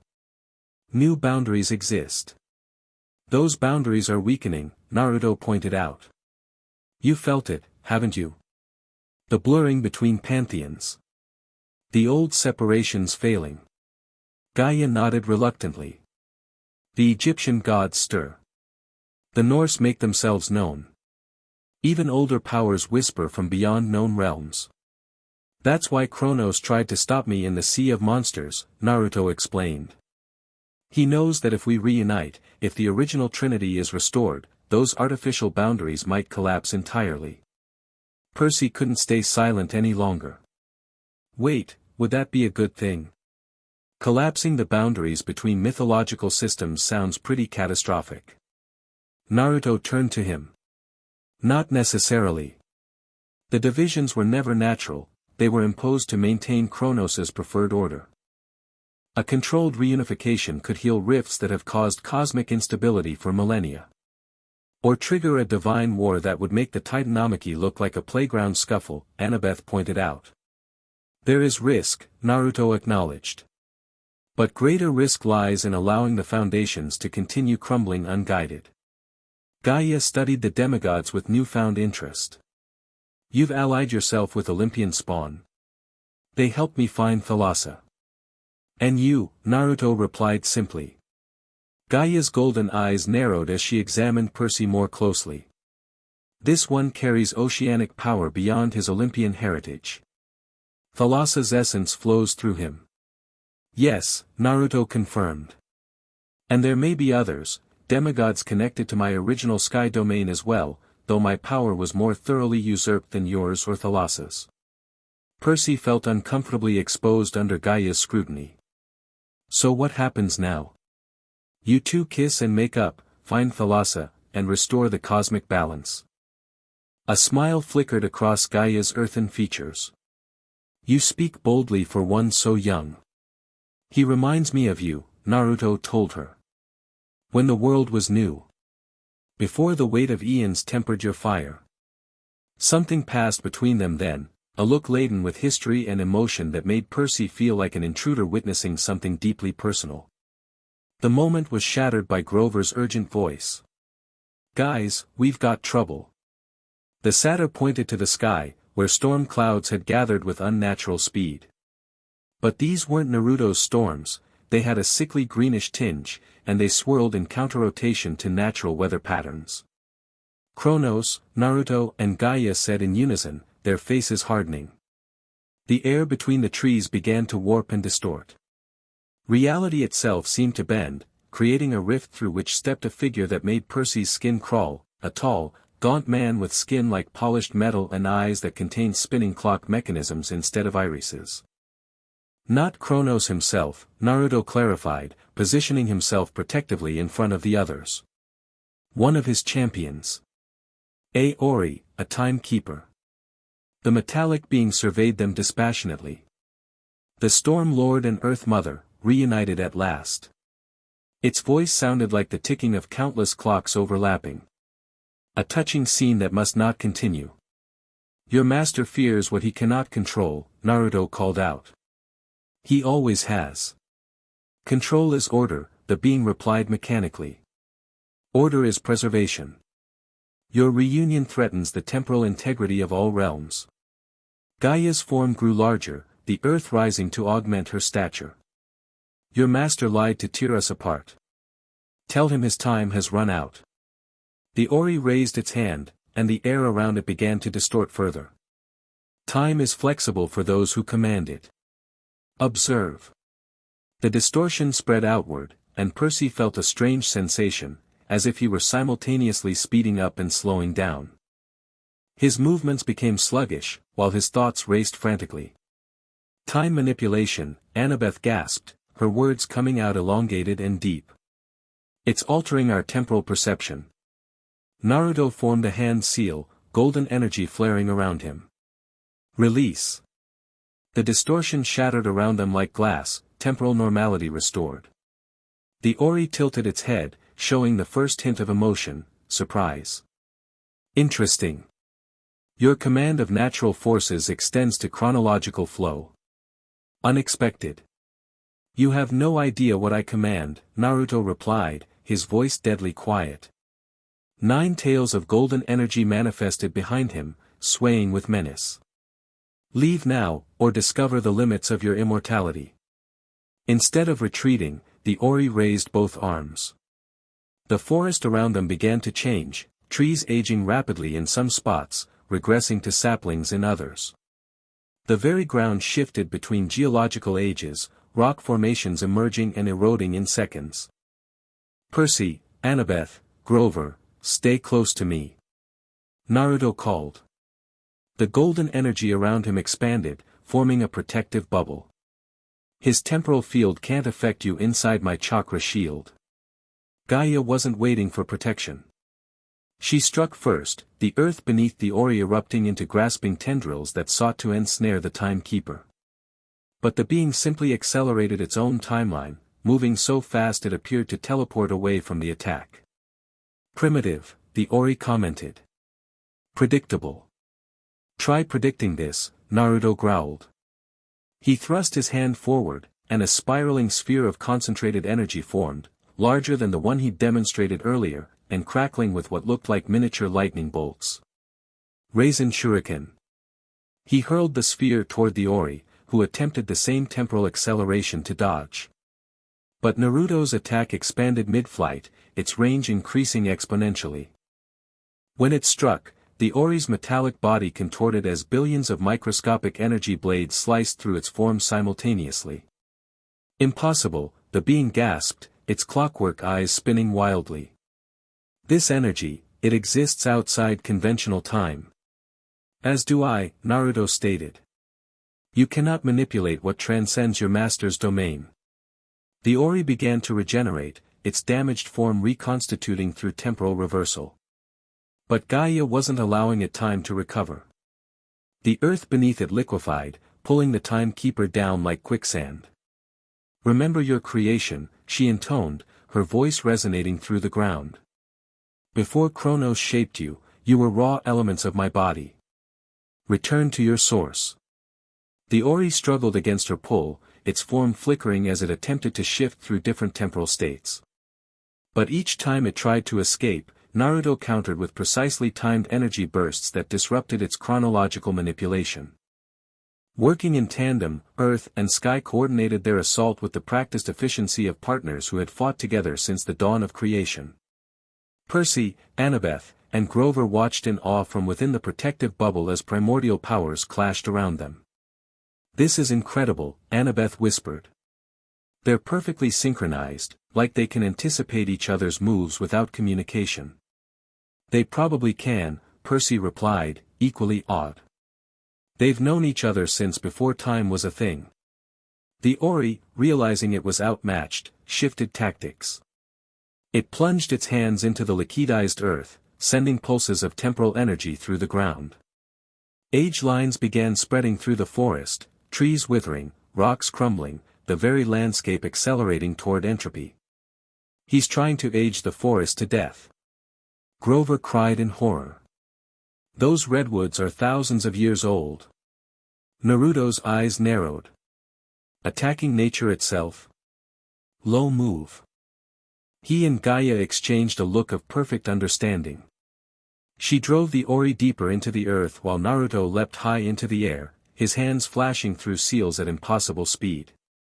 Sage art, storm liberation. The clouds above responded instantly, swirling into a perfect eye directly over the battlefield. From this vortex descended golden chains of pure energy that plunged into the ground where the Ori struggled. Gaia's earthen form melded with the soil, her consciousness spreading throughout the affected area. Together, they created a perfect containment system, Gaia's earth holding the Ori in place while Naruto's celestial chains bound its temporal powers. The age lines receded from the forest, natural time flow restoring itself under their combined influence. Yield, Naruto commanded the trapped timekeeper. Return to your master and deliver our message, the Trinity will be restored. The artificial boundaries will be healed. And any who stand against this natural rebalancing will face the combined might of sky, earth, and sea. The Ori's metallic features twisted in what might have been a smile. You think this confrontation was about victory? How short-sighted. While you expended energy here, my master has already moved his primary gambit elsewhere. Percy felt a sudden chill. What's he talking about? The Ori's clockwork eyes spun faster. Ask your sea spawn why his connection to Thalassa suddenly feels diminished. Percy's eyes widened as he realized the being was right. The heightened connection to the sea he'd felt since meeting Naruto had abruptly weakened, like a light dimmed by an unseen hand. What have you done? Naruto demanded, tightening the celestial chains. Not I, the Ori replied calmly despite its predicament. While you reforged your bond with Earth, Kronos moved against sea. The primordial waters are once again scattered, but this time, contained where even you cannot easily reach them. Gaia emerged from the ground, her earthen form solidifying with fury etched across her features. You were merely a distraction. An effective one, it seems. The Ori's body began to disintegrate, not from damage but from voluntary temporal dissolution. My purpose is fulfilled. We will meet again, Storm Lord, perhaps when you've learned that some separations should remain permanent. With those ominous words, the timekeeper collapsed into dust that scattered on a wind that shouldn't have been possible within the forest's dense canopy. The protective bubble around the demigods dissipated as Naruto landed beside them, his expression grim. Is it true? He asked Percy. Your connection to Thalassa, can you still feel it? Percy concentrated, reaching for the deeper oceanic awareness he'd recently discovered. Where before he'd sensed a vast, ancient consciousness underlying his own sea powers, now he found only emptiness, a void where something vital had been. It's gone, he confirmed, the loss leaving him unexpectedly bereft. Or, blocked somehow. I can still feel my normal connection to the sea, but that deeper layer is missing. Naruto's face darkened with rage and concern. Kronos has moved against Thalassa directly. He's learned from his previous mistake, he won't risk the Trinity reforming. Gaia approached, the ground rippling with each step. Can you sense her at all? Naruto closed his eyes, concentrating. After a moment, he shook his head. Her consciousness has been scattered again, but more thoroughly than before. Not just diluted across the oceans, but... He frowned, fragmented across multiple dimensional planes. In English?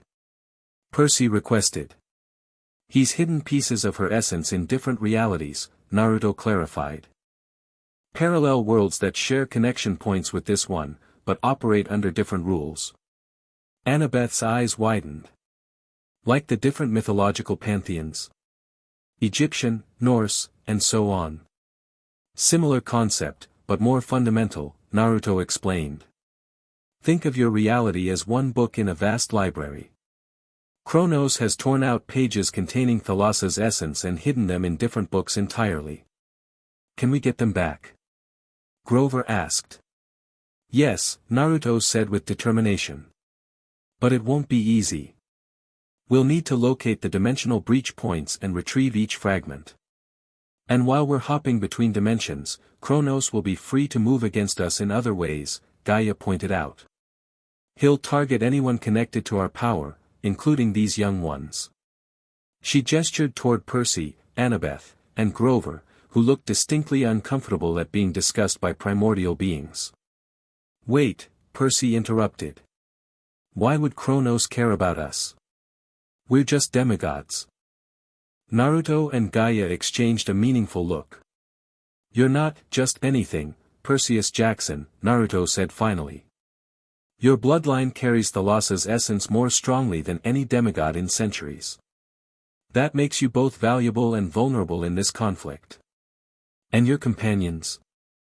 Gaia studied Annabeth and Grover with renewed interest. The Wisdom Daughter and the Wild Lord, they too carry traces of older powers. Faint, perhaps, but present. Annabeth frowned. What do you mean? I'm a daughter of Athena, an Olympian goddess. Yes, Gaia agreed, but where did Athena's wisdom originate? All divine gifts stem from primordial sources, diluted and reshaped through generations. You're saying I have some connection to, what, a primordial wisdom deity? Annabeth looked skeptical. Métis, Naruto supplied. though she herself descended from older consciousnesses. And your satyr friend, he nodded toward Grover, his connection to Pan links him to the primordial wild, which existed before individual nature deities were distinguished. Percy's head was spinning. Everything he thought he knew about mythology was being rewritten before his eyes. So what do we do now? He asked finally. How do we find these dimensional breach points? We start with what we know, Naruto decided. The Sea of Monsters was one access point, but Kronos will have fortified it by now. We need to locate others. Gaia placed a hand against a massive redwood trunk, closing her golden eyes in concentration.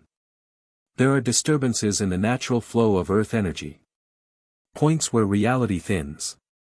Her eyes opened. The closest is northward, where land meets sea beneath a forgotten temple. That could be anywhere, Annabeth pointed out. The ancient world was full of coastal temples. Not ancient by your reckoning, Gaia corrected. Forgotten by choice, not time. A place where followers of Thalassa maintained her worship long after Olympians claimed dominion over the seas. Grover suddenly snapped his fingers. The Hidden Cove. North of San Francisco, there's a place satyrs talk about where the sea nymphs still perform rituals that predate Greek influence. None of the modern gods can find it. That's it, Naruto confirmed, his expression lighting with hope. I can sense it now that you've identified it, a pocket of reality that Poseidon's awareness flows around rather than through. How far? Percy asked. About 100 miles, Grover estimated. But the location shifts with the tides. It's only accessible during certain lunar phases. Naruto looked to the sky. The moon is waxing gibbous. We have time, but not much. Gaia's earthen form began to shift, preparing to sink back into the ground. I cannot accompany you directly. My consciousness is still too fragmented for sustained manifestation away from places of natural power. I understand, Naruto said, disappointment clear in his voice. But stay connected. If we recover Thalassa's first fragment, we'll need your help to secure it. Gaia reached out, touching his face with an earthen hand that left a smudge of soil on his cheek. The gesture was surprisingly tender from a being Percy had only known as a world-threatening enemy. Find her, Gaia said softly. Restore what was broken. I will prepare the earth to receive her essence once more. She turned her golden gaze to Percy, Annabeth, and Grover. Protect him, she commanded. He appears strong, but the longer he remains in this reality, the more he will be affected by its limitations. His power, while vast, is not infinite here. We will, Percy promised, surprising himself with his sincerity. Gaia nodded once, then dissolved into the earth, the rich soil reclaiming her form until no trace remained. The forest around them settled, returning to its natural rhythms, though Percy noticed the redwood seemed somehow more vibrant than before, as if Gaia's brief presence had rejuvenated them. Well, Grover said into the silence, that was intense. Naruto rubbed the soil from his cheek, a distant look in his eyes. She's still angry. Beneath the surface, rage burns hot as the earth's core. But she's controlling it, channeling it toward Kronos rather than lashing out blindly. Is that good news or bad news? Annabeth asked. Both, Naruto admitted. An angry Gaia is a powerful ally but an unpredictable one. And after what happened in your recent conflict with her fragmented consciousness. She might not be particularly fond of demigods, Percy finished. Yeah, we picked up on that. Naruto shook his head. She doesn't hate demigods specifically, she hates what you represent, the triumph of newer divine orders over the original forces. But seeing you work with me, witnessing your willingness to help restore the Trinity, that may begin to change her perspective. Great, Percy said with a weak smile. All we have to do is help reunite three primordial beings, travel between dimensions, and thwart the god of time himself. Should be a piece of cake compared to our usual summers. Naruto laughed, a surprisingly normal, human sound from such a powerful entity. I like you, Perseus Jackson. You faced the impossible with humor. That's a rare gift. Just Percy, he corrected automatically. And trust me, humor's about all I've got left after everything I've been through. Annabeth checked her phone, frowning at the lack of signal. We should get moving if we want to reach this hidden cove before the lunar phase changes. But we're in the middle of a national forest with no transportation. I can get us there, Naruto offered. The same way I brought us here. Grover looked queasy at the suggestion. Any chance we could, take a bus instead? That teleportation thing was a little rough on my goat stomach. It gets easier with practice, Naruto assured him. But perhaps a compromise? I can enhance our natural speed, allow us to cover ground faster than humanly possible without the discomfort of full teleportation. That sounds better, Grover agreed quickly. What about Olympus? Annabeth asked. They must know by now that we've gone AWOL with you. Zeus isn't known for his patience. Naruto's expression hardened slightly. Let Zeus throw his tantrums. I will not be deterred by the insecurities of younger gods. They could help, Percy suggested. If Kronos is as dangerous as you say, the Olympians cannot see the full picture, Naruto interrupted. Their very existence is built upon the fractured foundation Kronos created. Asking them to help restore the original order would be like asking prisoners to dismantle their own cells without understanding what freedom means. That's a bit harsh, Annabeth objected. They're not prisoners, they're gods. Gods with artificial limitations they don't even recognize, Naruto countered. Have you never wondered why divine powers are so specialized? Why Zeus commands lightning but not earth? Why Poseidon controls seas but not skies?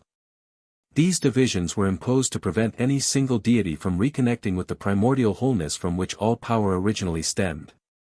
Percy considered this. It was true that godly domains seemed oddly specific sometimes, arbitrary divisions of power that created as many conflicts as they prevented. So what happens if the Trinity is restored, he asked. Do the Olympians lose their powers? No, Naruto shook his head. They'll continue as they are, but the foundation upon which their powers rest will be healed. Think of it as repairing cracks in a building's foundation, the structure stands stronger, even if the individual apartments remain distinct. Annabeth still looked skeptical, but she nodded. All right. To the hidden cove, then. But if we're going to be dimension hopping, I'd really like to understand more about what we're getting into. I'll explain as we travel, Naruto promised. He placed his hand on a nearby redwood trunk, closing his eyes briefly. Gaia has marked a path for us. One that will avoid normal human detection. Percy noticed it then, subtle changes in the forest floor, creating a barely perceptible trail heading northward. Moss and rocks had shifted to form natural stepping stones, and branches had bent slightly to clear a path. Convenient having the Earth Mother on your side, he commented. Naruto's expression turned distant again. She was never truly against me. Just as I was never truly gone. He looked up at the towering redwoods, sunlight filtering through in scattered beams. Some bonds transcend imprisonment, betrayal, even time itself. The simple statement carried such weight of emotion that Percy found himself wondering about the full story between Naruto and Gaia, a love affair that had apparently shaped the very cosmos, only to be deliberately torn apart. Let's go, Naruto said, his momentary vulnerability replaced by determination. The tide turns in 6 hours, and we need to be at the hidden cove before it does. He placed his hands on Percy and Annabeth's shoulders, while Grover grabbed Percy's arm to complete the connection. Chakra sharing, swift movement. Energy flowed from Naruto into the three of them, not like the lightning jolt Percy had experienced when touching Zeus's master bolt, but a warm, invigorating current that made his entire body feel lighter. When he took a step, he found himself moving 3 times faster than normal, yet with perfect control and balance. Whoa, he gasped. This is amazing. Don't let it go to your head, Naruto advised with a grin. This is nothing compared to what you'll be capable of when we restore your connection to Thalassa's essence. With that tantalizing promise, they set off through the ancient forest, moving at speeds that would have made Olympic sprinters gape in astonishment. The journey to save the primordial sea had begun in earnest, and with it, perhaps, the restoration of the cosmic order itself. Behind them, hidden from mortal perception, the earth where Gaia had manifested continued to bloom with unnatural vitality, plants growing, evolving, and changing at accelerated rates. Life responding to the Earth Mother's renewed attention after eons of fragmented slumber. The Trinity had begun to heal. And the universe was taking notice. Deep beneath Olympus, in a chamber few gods ever visited, Zeus stood before an ancient artifact, a crystalline orb suspended in a field of pure energy. Within the orb, images shifted and changed, showing Naruto, Percy, Annabeth, and Grover racing through the redwood forest with supernatural speed. They moved toward the northern coast, Zeus observed, his expression thunderous. Toward something hidden from even my sight. Behind him, Athena watched the orb with calculated interest. The intruder claims to predate Ouranos himself. If true, this changes everything we thought we knew about our origins. Truth or lie, it makes no difference, Zeus declared. No power can be allowed to supersede Olympian authority. Not in this era. And yet, came another voice, silky and measured, some authorities existed before Olympus was conceived. Hera stepped from the shadows, her regal features set in an expression of rare concern. Husband, we must consider the possibility that the Storm Lord speaks truth. The signs cannot be ignored, the awakening of ancient powers, the disruption of divine domains, the stirring of entities long forgotten. Zeus scowled. You sound as if you believe his claims. I believe we face something beyond our normal understanding, Hera replied carefully. Something that affects the very foundation of our power. Athena moved closer to the orb, studying the golden energy that surrounded Naruto as he ran. His power is unlike anything in our pantheon. Not godly, not titanic, not even primordial as we understand the term. Then what is he? Zeus demanded. Perhaps, came yet another voice, ancient and rarely heard, he is exactly what he claims to be, the original master of the skies, usurped and forgotten. All three turned to see Hestia approaching, the eldest Olympian's eyes reflecting the hearth fire she tended. You too, sister? Zeus asked, disbelief evident. I remember stories, brother, Hestia said softly. Tales our father told in his more vulnerable moments. Of a power that commanded storms before he was born. Of a trinity that shaped reality itself. Mere legends, Zeus dismissed. All gods begin as legends, Hestia countered. Even you, brother. Zeus turned back to the orb, watching as Naruto led the demigods northward. His hand tightened around his master bolt, lightning crackling between his fingers. Legend or not, he declared, if this Storm Lord threatens Olympus, he will discover why I have ruled the skies for 3,000 years. None of the goddesses pointed out the obvious, that 3,000 years was but a moment compared to the time span Naruto had claimed. Some truths were too uncomfortable to acknowledge, even among immortals. Especially among immortals. Chapter 3, Oceanic Reconciliation. The hidden cove turned out to be exactly what its name suggested, completely invisible unless you knew exactly where to look. Percy, Annabeth, Grover, and Naruto stood on a cliff overlooking the Pacific Ocean, north of San Francisco. To any normal observer, the coastline stretched unbroken in either direction, sheer rock faces dropping straight into churning waters. There's nothing here, Percy said, scanning the shoreline. Just rocks and waves. Look again, Naruto instructed. Not with your eyes, but with your connection to the sea. Damaged as it is, some trace still remains. Percy closed his eyes, reaching for that familiar tug in his gut that connected him to his father's domain. The sensation felt muted, like trying to hear through water, but he pushed harder, extending his senses beyond their normal range. Wait, he said suddenly. I feel something. Like, a current that shouldn't be there. Water flowing in an impossible pattern. Naruto nodded. The veil. A boundary not just physical but metaphysical. Thalassa's followers created it eons ago to hide from Poseidon's expanding influence. So how do we get past it? Annabeth asked. Grover stepped forward, his hooves clicking nervously against the rocky ground. The old satyr songs mention a key, blood of the sea, freely given. Naruto looked at Percy. That would be you. Great, Percy sighed. Another ritual requiring my blood. This is getting to be a habit. He pulled out Riptide and made a small cut on his palm. The celestial bronze stung, but Percy was used to worse. He held his hand out over the cliff edge, letting drops of blood fall toward the churning water below. At first, nothing happened. Then the blood droplets froze mid-air, suspended as if time itself had stopped. They began to glow with a soft blue light, forming a spiraling pattern that expanded outward like ripples in a pond. The very air before them shimmered and split, revealing a hidden inlet carved into the cliffside. A narrow path wound down to a pristine beach of silver sand, where the water lapped in perfectly symmetrical waves, too perfect to be natural. Whoa, Annabeth breathed. The architecture of the illusion is incredible. It doesn't just hide the cove, it makes the mind unable to conceptualize its existence. Perception manipulation, Naruto confirmed. A specialty of Thalassa's. The sea reflects what we expect to see, hiding truth beneath the surface. They descended the hidden path, the air growing noticeably warmer as they entered the protected cove. The beach glittered like crushed diamonds under the afternoon sun, and the water in the inlet was crystal clear despite the turbulent ocean just beyond the invisible barrier. Now what?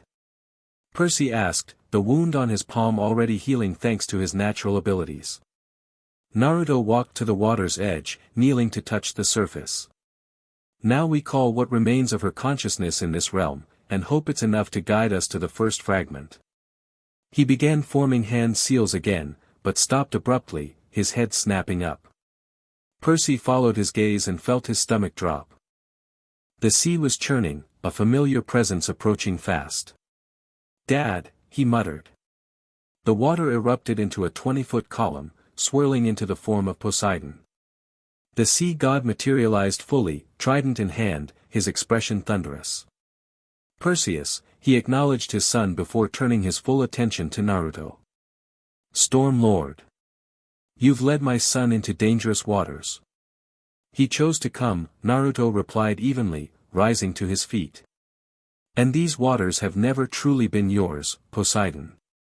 You merely borrowed them from their original mistress. Poseidon's grip tightened on his trident. Borrowed? I have ruled the seas for 3 millennia.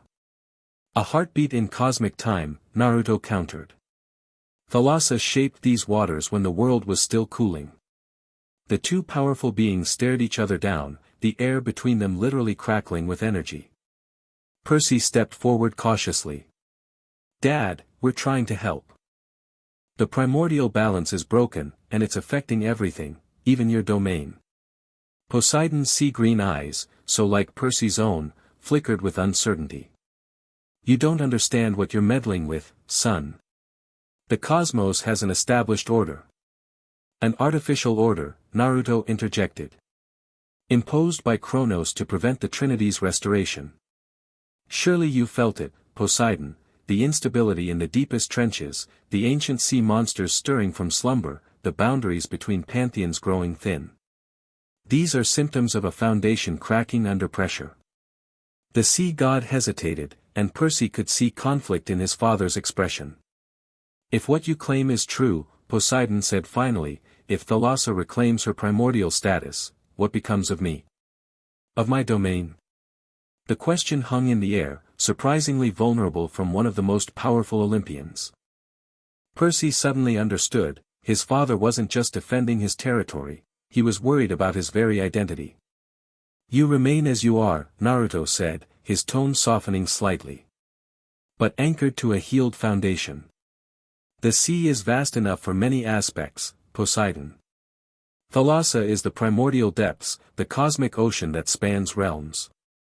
You are the earthly seas, the waters that surround mortal lands. Different roles, equally important.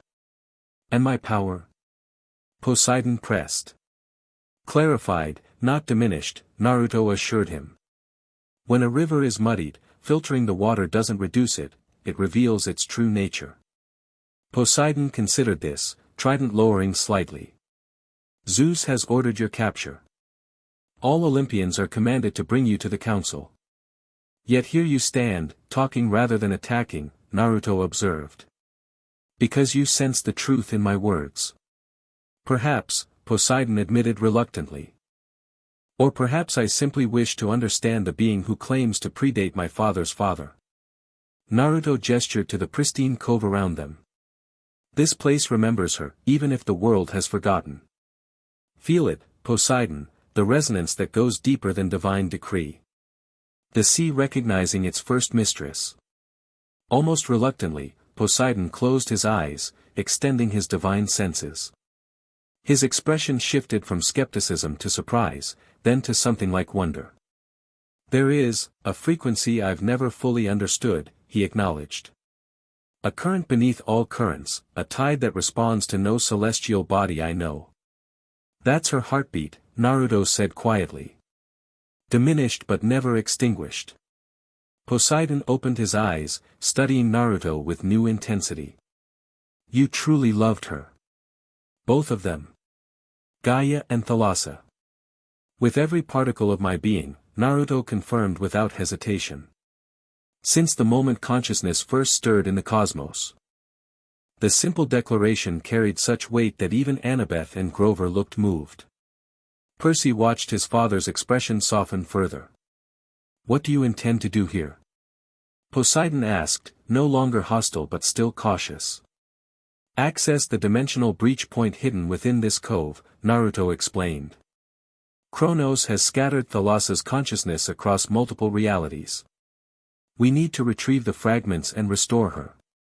Poseidon frowned. Dimension hopping is dangerous even for gods. For demigods, he glanced at Percy, concern evident, it could be fatal. I'll protect them, Naruto promised. They've already proven themselves valuable allies. The sea god seemed to struggle with an internal decision. Finally, he sighed, a surprisingly human gesture from an immortal deity. I cannot openly assist you against Zeus's orders, he said.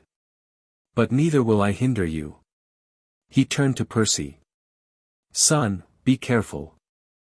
Primordial forces operate on scales that even gods struggle to comprehend. I will, Percy promised.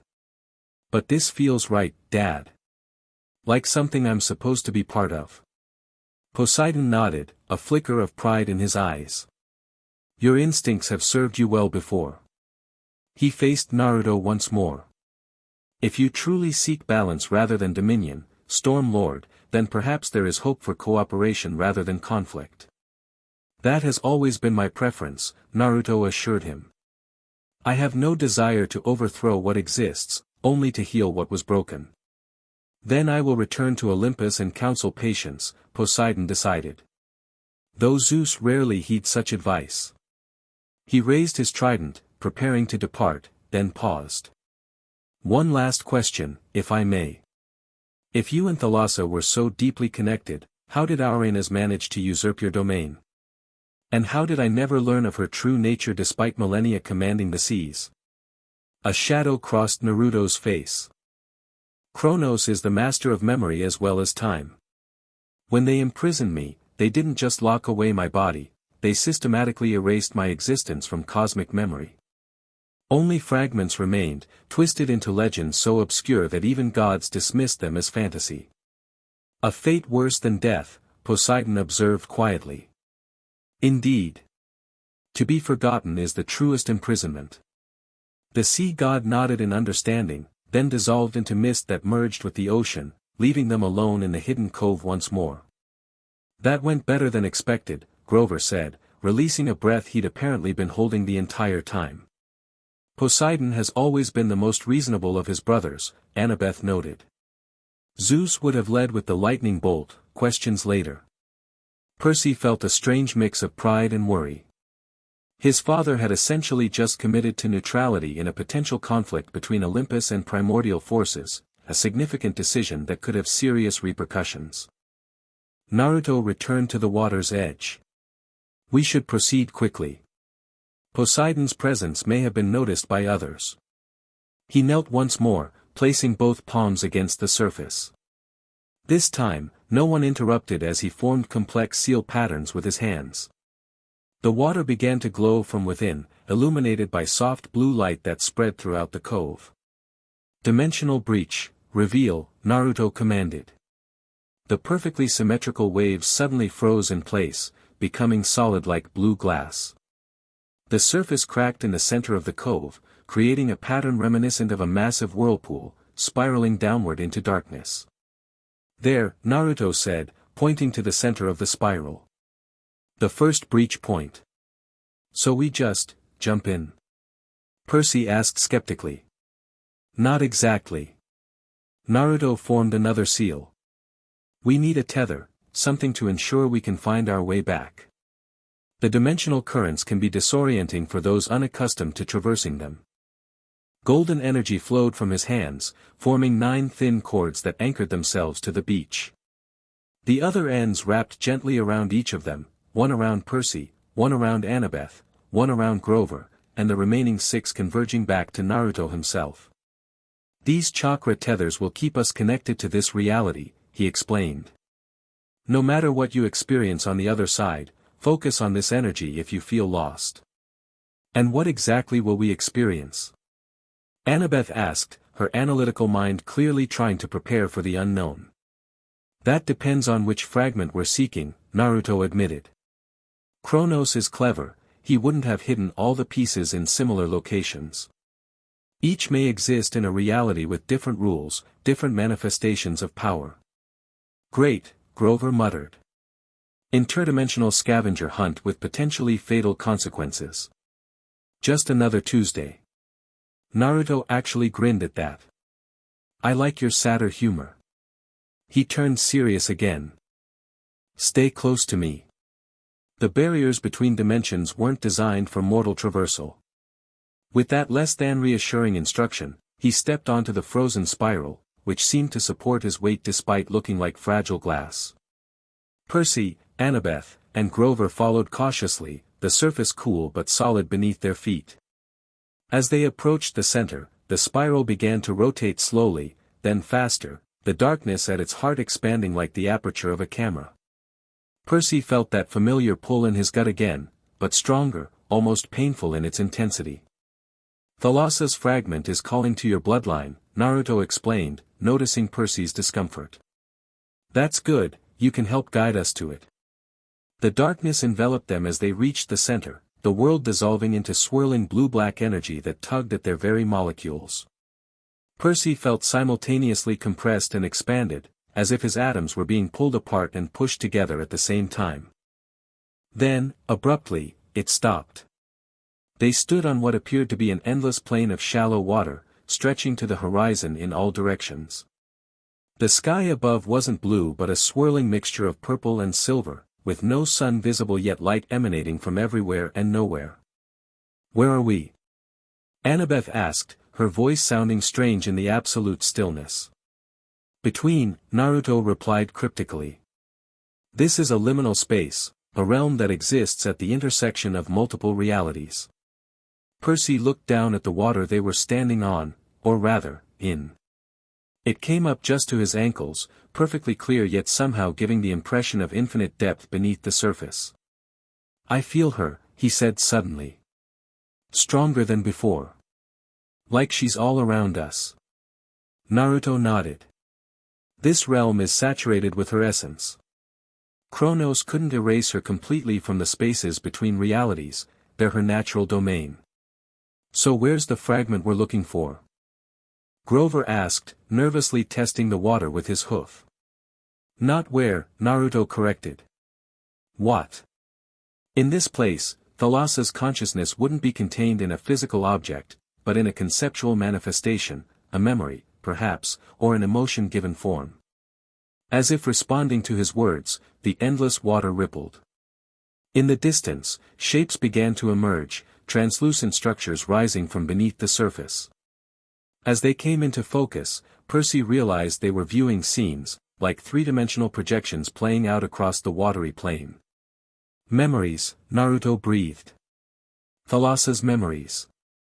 They approached the nearest projection. Within it, two figures stood on a primordial shoreline, a younger Naruto, his features somehow both the same and different, and a woman of breathtaking beauty formed partly of water, partly of flesh. They were creating something together, their combined powers swirling to form new life in the early oceans. The first coral reefs, Naruto explained, his voice thick with emotion. We shaped them together, creating habitats for the earliest complex life. Percy was transfixed by the scene, not just its content, but the overwhelming emotion it conveyed. Pure joy in creation, harmony between powers working in perfect synchronicity. Is this the fragment? Annabeth asked. No, Naruto shook his head. Just an echo. The true fragment would carry more weight. More presence. They moved among the memory projections, witnessing moments from the dawn of creation, Naruto, Gaia, and Thalassa shaping continents, raising mountains, seeding life in the primal seas. In each memory, the Trinity worked in perfect harmony, their powers complementing and enhancing one another. They were beautiful together, Grover said softly. Totally different from how the myths describe primordials. Because these aren't myths, Naruto replied. These are the truth that myths later distorted. As they waded further across the endless plain, the memories began to change tone. Darker scenes appeared, arguments, tensions, outside forces working to drive wedges between the Trinity. One projection showed Kronos, looking far more powerful than his champion had been, speaking separately to each member of the Trinity, planting seeds of doubt and suspicion. Another displayed Kronos, younger but recognizable by his cruel smile, conspiring with others to overthrow the established order. The beginning of the end, Naruto said grimly. When harmony gave way to discord. The final memory in the sequence showed the devastating moment of separation, Naruto being dragged away by chains of pure chronological energy, Gaia screaming as the earth itself shattered beneath her grief, and Thalassa, reached toward both but held back by forces unseen, her form beginning to fragment like a reflection in disturbed water. Percy felt a lump in his throat. The raw emotion conveyed in the memory was almost too intense to bear, cosmic love torn apart by cosmic treachery. There, Naruto said suddenly, pointing beyond the painful memory to where the watery plain seemed to drop off into nothingness. The fragment. At the edge of reality itself floated a perfect sphere of water, somehow maintaining its shape despite the absence of any container. Within it pulsed a blue-green light that seemed alive, aware. How do we get it? Percy asked. We don't, Naruto replied. It must choose to join us. He approached the edge carefully, the others following close behind. Thalassa, he called, his voice carrying that same resonance Percy had heard in the forest. We've come to restore you. To heal what was broken. The sphere pulsed brighter but remained where it was, suspended over the void. It's hesitant, Annabeth observed. Afraid, maybe. With good reason, Naruto acknowledged. The last time she fully trusted, she was betrayed and scattered. Percy stepped forward, drawn by an impulse he couldn't explain. Maybe she needs to hear from someone connected to her, but not part of the original pain. Before anyone could respond, he moved to the very edge, where water met nothingness. The sensation was dizzying, as if you were simultaneously standing on solid ground and at the precipice of an infinite fall. I'm Percy Jackson, he said to the glowing sphere. Son of Poseidon, but also, I guess, your distant descendant in a way. I've spent my whole life connected to the sea without understanding why it felt so, right. Like coming home. The sphere pulsed, rotating slightly toward him. I don't know everything that happened to you, Percy continued. But I know what it's like to be used in cosmic power games. To have your existence treated as a pawn by forces way bigger than yourself. He extended his hand, palm up, over the void. We're trying to fix something that was broken long before I was born. I can't promise it'll be perfect, but I can promise we're trying to make it right. And speaking personally, I'd really like to meet the original sea goddess who apparently makes my water powers possible. The sphere hovered for a moment longer, then shot forward, landing gently in Percy's outstretched palm. The moment it touched his skin, it melded into him, the glowing essence absorbing into his body. Percy gasped as foreign memories flooded his mind, not just images but sensations, emotions, knowledge far beyond human comprehension. Percy! Annabeth cried in alarm. He raised a hand to reassure her, though he couldn't speak yet. The essence settled within him, finding a home in his sea-connected blood. When he finally looked up, his eyes glowed with the same blue-green light that had pulsed within the sphere. "She's with me," he said, his voice overlaid with harmonics that weren't entirely his own. The first fragment. "She's using me as a vessel until we can find the others." Naruto studied him closely. "How does it feel?" "Overwhelming," Percy admitted. "Like having the entire ocean in my head.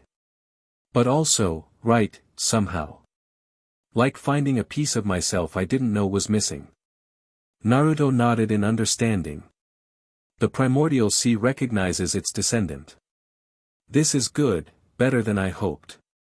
You can serve as a temporary anchor for her consciousness while we locate the remaining fragments." "How many are there?" Grover asked. "I sense 6 more," Naruto replied after a moment's concentration. "Scattered across different dimensional planes." "And where's the next one?" Annabeth pressed. Before Naruto could answer, the liminal space around them shuddered. The memory projections flickered and dissolved, the endless plane of water beginning to ripple violently. "Kronos has detected our success," Naruto warned. "We need to leave, now." The edge of reality where they stood started to crumble, the void beyond seeming to reach for them with tendrils of pure nothingness. Naruto grabbed Percy and Annabeth while Grover clutched Percy's arm. The golden tethers still connected to them flared brightly. "Dimensional return," Naruto commanded. They were yanked backward as if on cosmic bungee cords, the liminal space collapsing behind them. The journey back was even more disorienting than the entry had been. Percy felt like his molecules were being reassembled in random order, only his connection to Thalassa's fragment keeping him from losing his sense of self entirely. With a splash, they landed back in the hidden cove, the spiraling breach sealing itself behind them. Percy fell to his knees, the borrowed consciousness within him adjusting to the physical world. "Did we make it?" Grover gasped, looking around frantically. "All of us. All parts attached." "We're intact," Annabeth confirmed, checking herself over. "Though Percy seems different." Percy rose slowly, aware of new power flowing through him. The water of the cove responded to his presence, rippling outward in perfect concentric circles from where he stood. "I can feel everything," he said wonderingly. "Every drop of water in this cove, every current in the ocean beyond. It's like my normal powers, but magnified 1,000 times." "The fragment is enhancing your natural abilities," Naruto explained. "But be careful, that level of perception can be overwhelming for a mortal mind." As if to demonstrate his point, Percy suddenly staggered, overwhelmed by the sheer volume of sensory input. Annabeth caught him before he could fall. "I'm okay," he assured her. "Just need to dial it back somehow. Focus on what's immediately around you," Naruto advised. "Let the rest fade to background awareness." Percy nodded, concentrating on narrowing his perception. Gradually, the overwhelming flood of oceanic consciousness receded to manageable levels, though he could still sense it at the edges of his awareness, a vast, ancient presence sharing his mind. "We should move," Annabeth suggested, looking nervously at the sky. "If Kronos detected us retrieving the fragment, he might send more of those time warriors." "Agreed," Naruto said. "And we need to bring this fragment to Gaia." Her presence will help stabilize it until we can gather the others. Back to the redwood forest? Grover asked. No, Percy said before Naruto could answer. She's not there anymore. The words came to him from the fragment within, knowledge he shouldn't possess but somehow did. She's moved to a convergence point. Somewhere the Earth's energy flows meet. Naruto looked impressed. Thalassa's fragment is communicating with you. Yes, Gaia would seek a ley line nexus to gather strength, a place where the Earth's natural power grid intersects. I can see it, Percy continued, the vision clarifying in his mind. A mountain with a flat top. Ancient stones arranged in a circle. Native American sacred site. Black Mesa, Annabeth realized. In Oklahoma. It's one of the most powerful energy convergence points in North America. That's a long way from here, Grover pointed out. Distance is still negotiable, Naruto reminded them, forming the hand seals for his teleportation technique.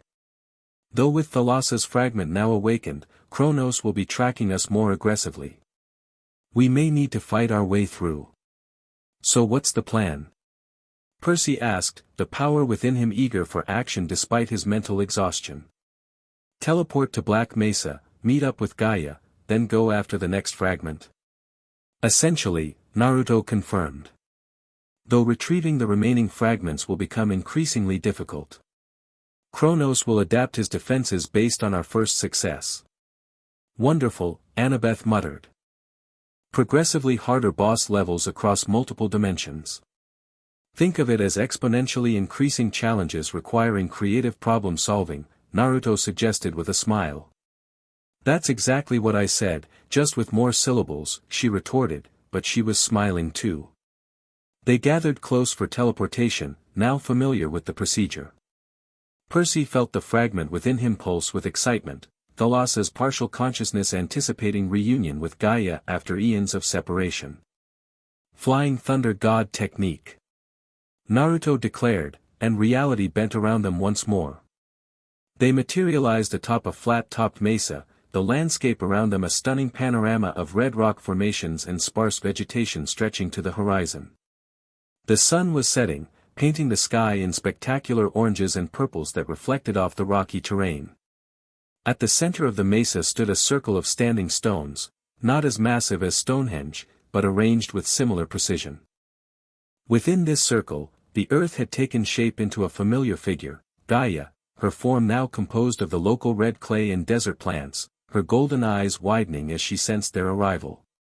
You succeeded, she said, her focus immediately locking onto Percy. I can feel her. Percy stepped forward, the fragment within him responding powerfully to Gaia's presence. Without conscious thought, he reached out his hand. Gaia approached, her earthen fingers extending to meet his. When they touched, energy surged between them, blue-green light from Percy meeting golden radiance from Gaia. The connection was so intense that Percy momentarily lost track of his own identity, submerged in the reunion of two primordial consciousnesses that had been separated for millennia.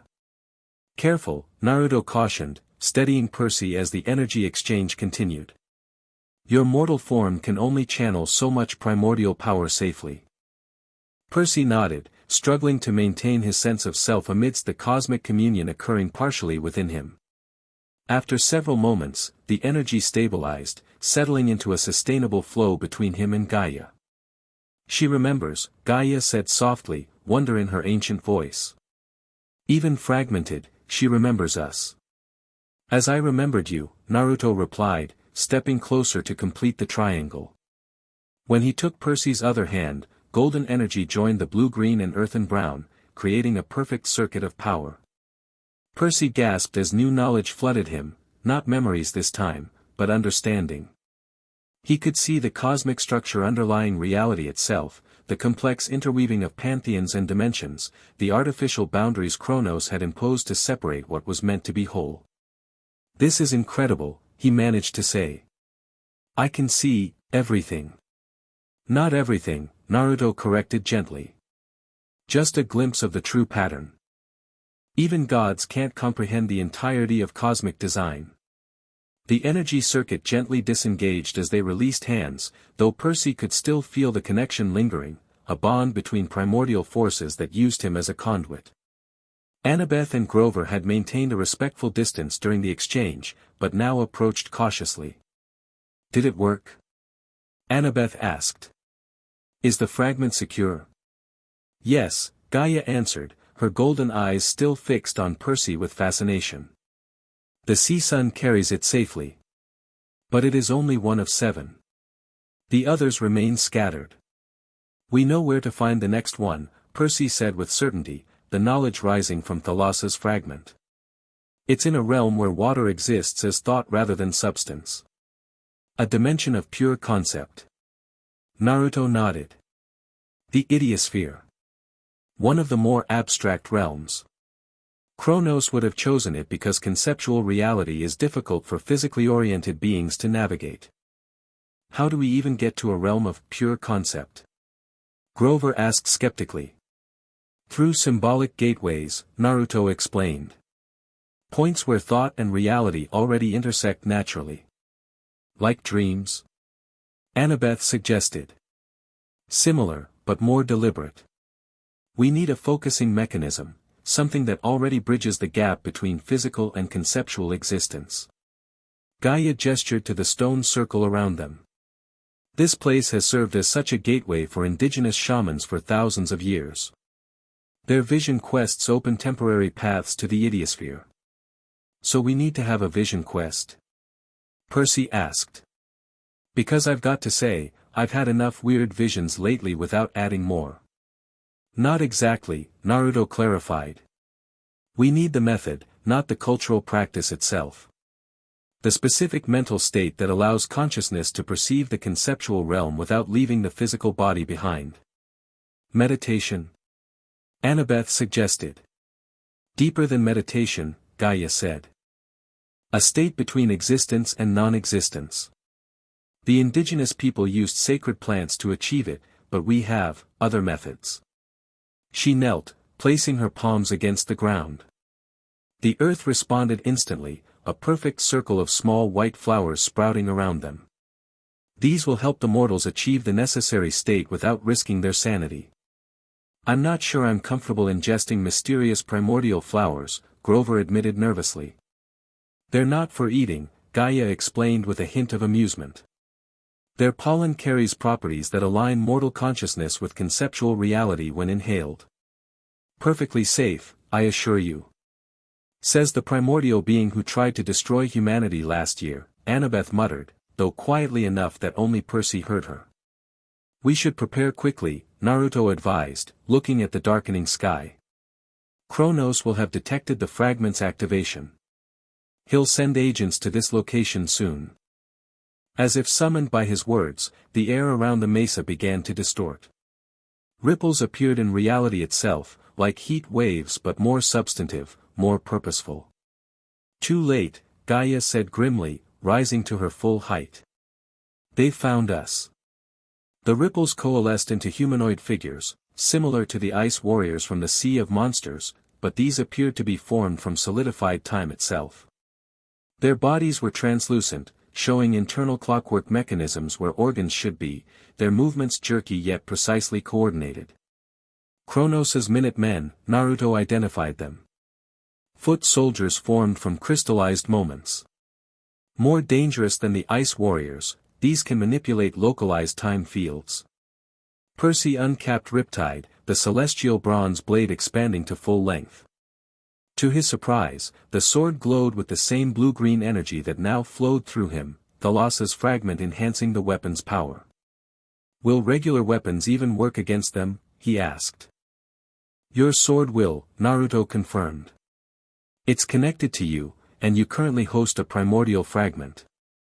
But be careful, they can age objects they touch, potentially turning your blade to dust." The Minutemen advanced, moving in perfect synchronization. There were at least 20 of them, surrounding the stone circle in an ever-tightening formation. "Annabeth, Grover, stay in the center of the circle," Naruto instructed. "Percy, your enhanced abilities should let you engage them directly, but don't overextend." Gaia and I will handle the bulk of the assault. Percy nodded, settling into a combat stance. The fragment within him seemed to pulse with anticipation, eager to test its power against Kronos' forces. The first wave of Minutemen attacked simultaneously, leaping forward with unnatural speed. Percy slashed at the nearest one, Riptide cutting through its temporal form with surprising ease. Instead of blood, golden dust erupted from the wound, the creature's clockwork interior grinding to a halt before it dissolved entirely. Gaia didn't bother with physical combat. The earth beneath the attackers simply opened up, swallowing several Minutemen whole before slamming shut again with bone-crushing force. Those that escaped found themselves entangled in instantly grown thorn bushes, the plants moving with sentient purpose to restrain and puncture. Naruto's approach was the most direct, and the most impressive. His hands flashed through seals faster than the eye could follow, and he called out, "Multi-shadow clone jutsu." The air around him filled with smoke, which cleared to reveal 20 perfect copies of Naruto, each seemingly solid and independent. They engaged the Minutemen in hand-to-hand combat, moving with fluid grace that made the clockwork soldier's precise movements seem stiff and predictable by comparison.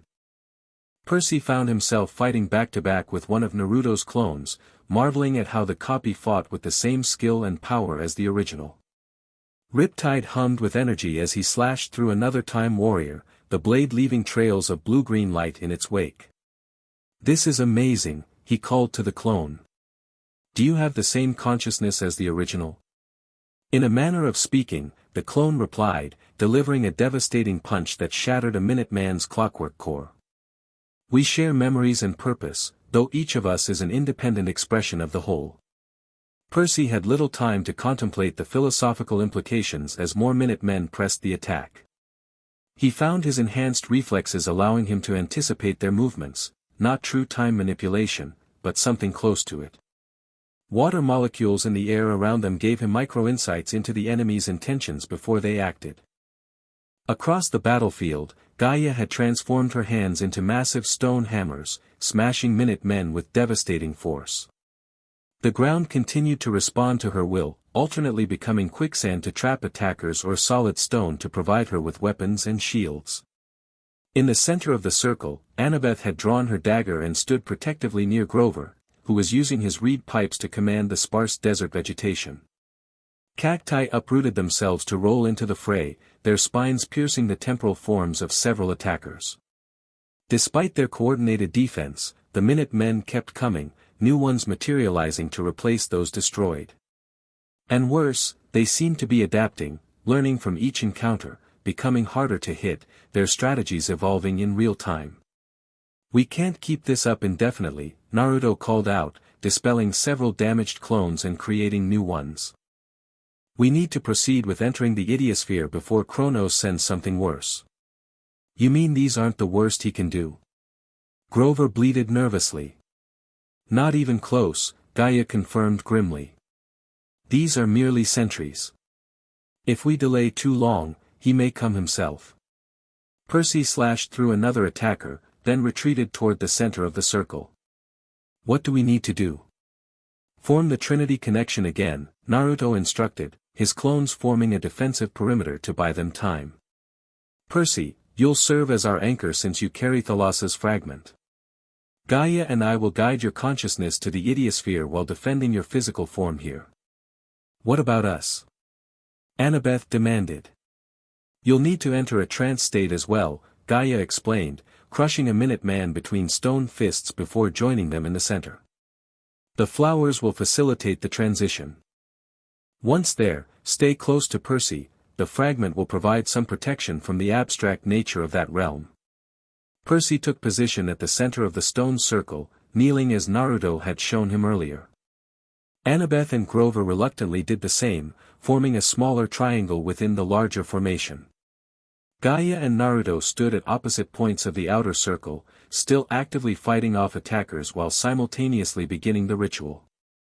The white flowers Gaia had grown released their pollen, a glittering substance that hung in the air like suspended starlight. As Percy inhaled, he felt an immediate shift in his perception, colors becoming more vivid, sounds clearer yet somehow distant, as if he were experiencing reality through a different medium.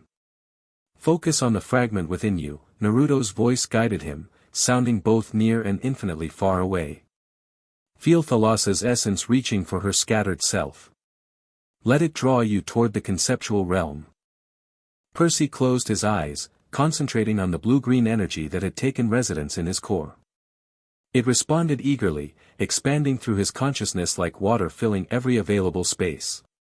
He became aware of Annabeth and Grover's presences beside him, their minds now visible to his altered perception as complex constellations of thought and emotion.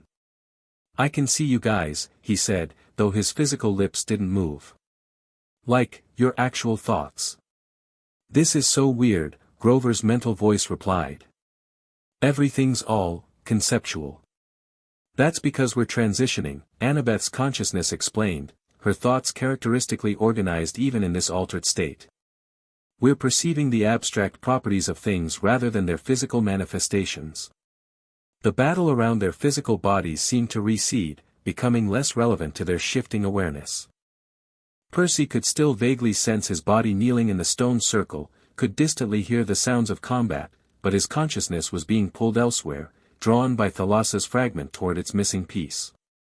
The transition completed with surprising suddenness. One moment they were aware of their physical forms on the mesa, the next they existed in a realm unlike anything Percy had ever experienced, a dimension where thoughts had form, where ideas existed as tangible entities, where consciousness itself was the primary building block of reality. The idiosphere appeared to them as an infinite library, not of books, but of concepts. Pure mathematics floated as geometric formations that constantly evolved into greater complexity. Philosophy manifested as interconnected webs of proposition and conclusion. Art existed as pure aesthetic potential, waiting to be channeled into specific expressions. "This is incredible," Annabeth breathed, her consciousness expanding to absorb the wealth of pure knowledge surrounding them.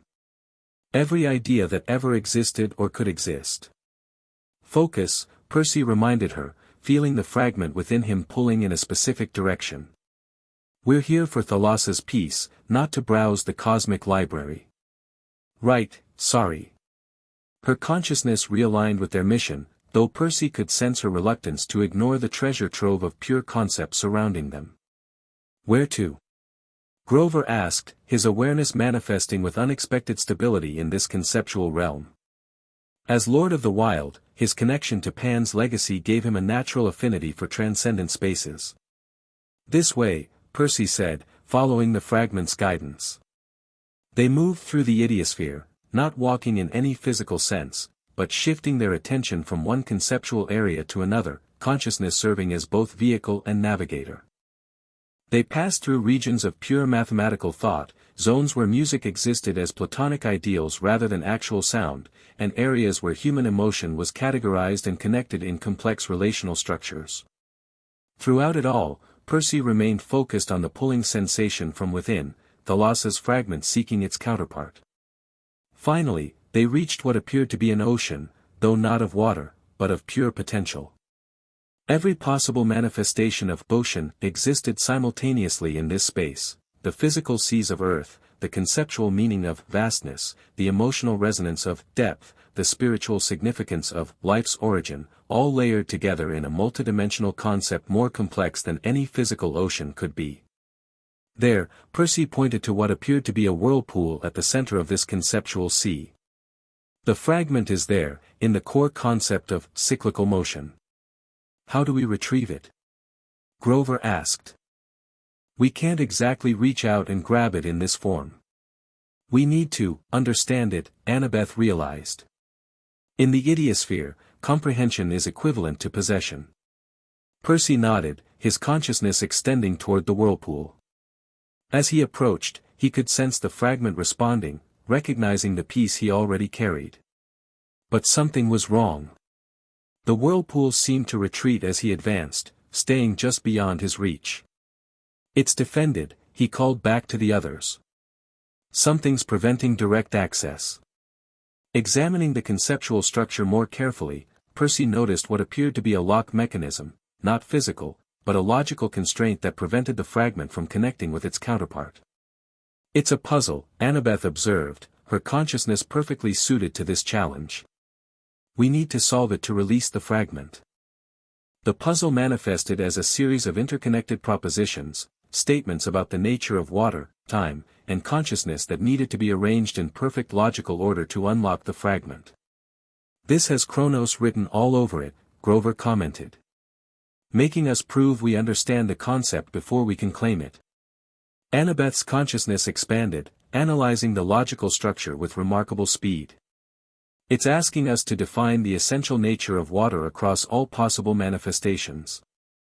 Not just H2O, but water as a primordial concept. Percy felt the fragment within him stirring, offering insights beyond his mortal understanding. Water is adaptability made manifest. The principle that yields without surrendering, that finds its way through any obstacle not by force but by persistence. Yes, Annabeth agreed, rearranging the conceptual propositions. And in relation to time? Water marks time, Grover contributed. Erosion, tides, the water cycle, it's both time's witness and time's instrument. And consciousness? Annabeth prompted, the puzzle structure beginning to align. Percy reached deeper into Thalassa's fragment, finding the answer. Water was the first mirror, the first medium that allowed consciousness to perceive itself. The first step toward self-awareness in the cosmos.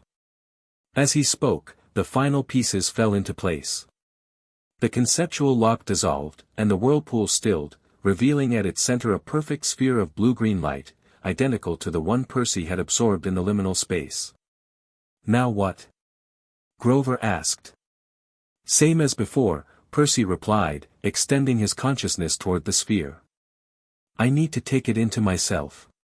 The fragment rose from its conceptual prison, moving toward Percy with clear intent. When it reached him, it didn't simply merge as the first had done, instead, it orbited his consciousness like a satellite, seeking proper alignment. The fragments need to be integrated correctly, Annabeth realized. They're not just pieces but sequential components. Percy concentrated, guided by the first fragment's knowledge. He mentally rotated the new acquisition until it aligned perfectly with its counterpart. When they touched, a shock wave of pure conceptual force rippled through the idiosphere, momentarily disrupting all surrounding ideas. The two fragments fused, creating a more complete, though still partial, consciousness within Percy. New memories, new understanding flooded his awareness, Thalassa's earliest interactions with other primordials, her role in establishing the boundaries between realms, her deep connection to consciousness itself as the medium through which awareness first developed. Percy. Annabeth called, her consciousness reaching for his. Are you all right? Yes, he replied, though his voice carried new harmonic overtones. She's more present now. More complete. I can feel her thoughts forming alongside mine. We should return, Grover urged. The battle is still happening in the physical world. Percy nodded, preparing to withdraw his consciousness from the idiosphere. But before they could begin the transition, the conceptual space around them shuddered violently.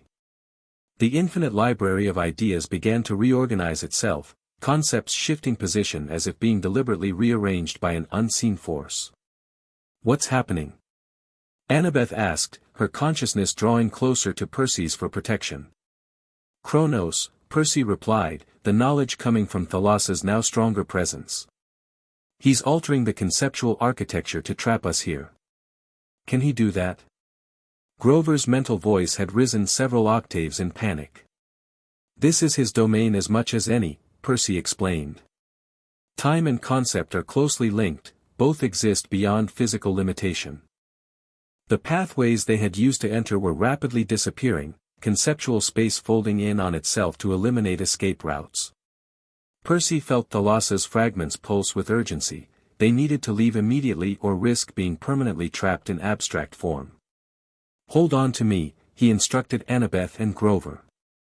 Their consciousnesses merged with his, creating a composite entity anchored by the primordial fragments. Drawing on Thalassa's power, Percy envisioned the stone circle on Black Mesa, not just its physical appearance but its conceptual significance as a gateway between realms. He focused on the point where abstraction and physicality intersected, the precise fulcrum where mind became matter and vice versa.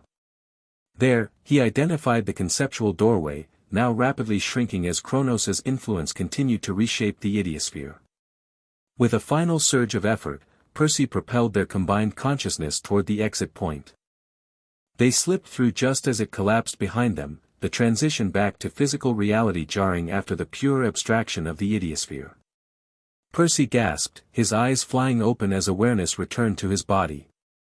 The situation on Black Mesa had deteriorated significantly during their mental absence. Naruto and Gaia were still fighting, but they were now facing not just Minutemen but a new threat, a towering figure composed of interlocking gears and clockwork, at least 15 feet tall. Chronograph, Gaia identified the monstrosity between attacks. Kronos' lieutenant. Far more dangerous than the foot soldiers. Percy struggled to his feet, his body responding sluggishly after the extended trance state. Beside him, Annabeth and Grover were also returning to full awareness, blinking in confusion at the escalated battle. "We got it," Percy called to Naruto, who was engaging the chronograph directly while his remaining shadow clones handled the Minutemen. "The second fragment is secured." Naruto nodded in acknowledgement, but couldn't disengage from his opponent. The chronograph moved with surprising speed for its size, its gear-driven limbs allowing it to attack from multiple angles simultaneously. Each blow it landed caused localized time distortions, parts of the mesa aging decades in seconds where its fists connected with the ground. "We need to leave," Gaia stated, joining them in the center of the stone circle. "This location is compromised, and Percy needs time to fully integrate the new fragment." "Naruto can't break away," Annabeth pointed out, now fully alert and assessing the tactical situation. Percy felt the enhanced power of the combined fragments flowing through him. Without conscious decision, he thrust his hand toward the nearest patch of air. Water molecules instantly coalesced from apparently nowhere, forming a massive wave that crashed into the chronograph with devastating force. The clockwork giant staggered, its gears momentarily jammed by the sudden influx of water. Naruto seized the opportunity, leaping backward to rejoin the group. "Impressive," he commented to Percy. "Your control is improving." "Not my doing," Percy admitted. "Thalassa is helping. 2 fragments give her significantly more agency," Naruto explained quickly. "But we need to move before the chronograph recovers." Gaia placed her hands on the ground. "I've prepared a sanctuary. A place Kronos cannot easily reach, deep within the Earth's mantle, protected by layers of natural power." "The mantle?" Grover squeaked. "Isn't that, molten rock and unsurvivable heat?" "For ordinary beings, yes," Gaia confirmed. "But I can create a pocket of habitable space within my domain. It will give us time to plan our next move while Percy assimilates the fragments properly." The chronograph was already recovering, its gears grinding back into operational alignment. Around it, the remaining Minutemen regrouped for another assault. "We don't have many options," Naruto decided. "Gaia's sanctuary it is." The Earth Mother's form melded with the ground, creating a perfect circle of softened stone beneath them. "Brace yourselves," she warned. "The transition will be rapid." The stone beneath them suddenly gave way, and they dropped into darkness. Unlike a normal fall, however, the earth itself seemed to guide their descent, solid stone flowing around them like liquid to control their movement through the crust. Percy felt the pressure and heat increasing as they descended, but Gaia's power created a protective bubble around them, maintaining comfortable temperature and atmosphere despite the increasingly hostile environment outside. After what felt like minutes of controlled falling, they emerged into a vast cavern, impossibly large given its depth, with a domed ceiling that somehow captured and amplified the light from crystal formations embedded in the walls. The floor was smooth obsidian, reflecting their images like a mirror-black lake. The entire space hummed with power, the raw energy of the Earth's core channeled and contained by Gaia's will. "Welcome to the Heart Chamber," she said as her form fully materialized from the stone. "One of my oldest sanctuaries, created before humans walked upright." Naruto looked around appreciatively. I remember this place. We met here once, after the First Continental Division. A smile flickered across Gaia's earthen features. You remember that? I remember everything about us, he said simply. The moment between them was interrupted by Percy suddenly dropping to one knee, his body glowing with intense blue-green light. The combined fragments within him were realigning, creating a more coherent, though still incomplete, version of Thalassa's consciousness. Give him space, Naruto instructed, holding Annabeth back when she moved to help. The integration process needs to complete naturally. Percy barely heard them. His awareness was turned inward, witnessing the merging of primordial fragments within his mortal form. Thalassa's partial consciousness was becoming more distinct, more present, no longer just power and fragmented memories, but a coherent entity sharing his physical form. When the process completed, Percy opened his eyes, which now glowed with steady blue-green light. When he spoke, his voice carried clear harmonics of another presence. I can communicate more directly now, he said, the dual nature of his speech evident. Percy remains the primary consciousness, but I can express myself through our shared form. Naruto knelt before him, looking into his glowing eyes. Thalassa. You're more present than I expected with just 2 fragments. The sea sun's blood carries strong resonance with my essence, Percy/Thalassa replied. It provides a better conduit than anticipated. Each fragment will integrate more completely than with a neutral vessel. Is Percy okay in there? Annabeth asked cautiously. Percy's normal voice reasserted itself, though his eyes still glowed. I'm fine. It's weird but not uncomfortable.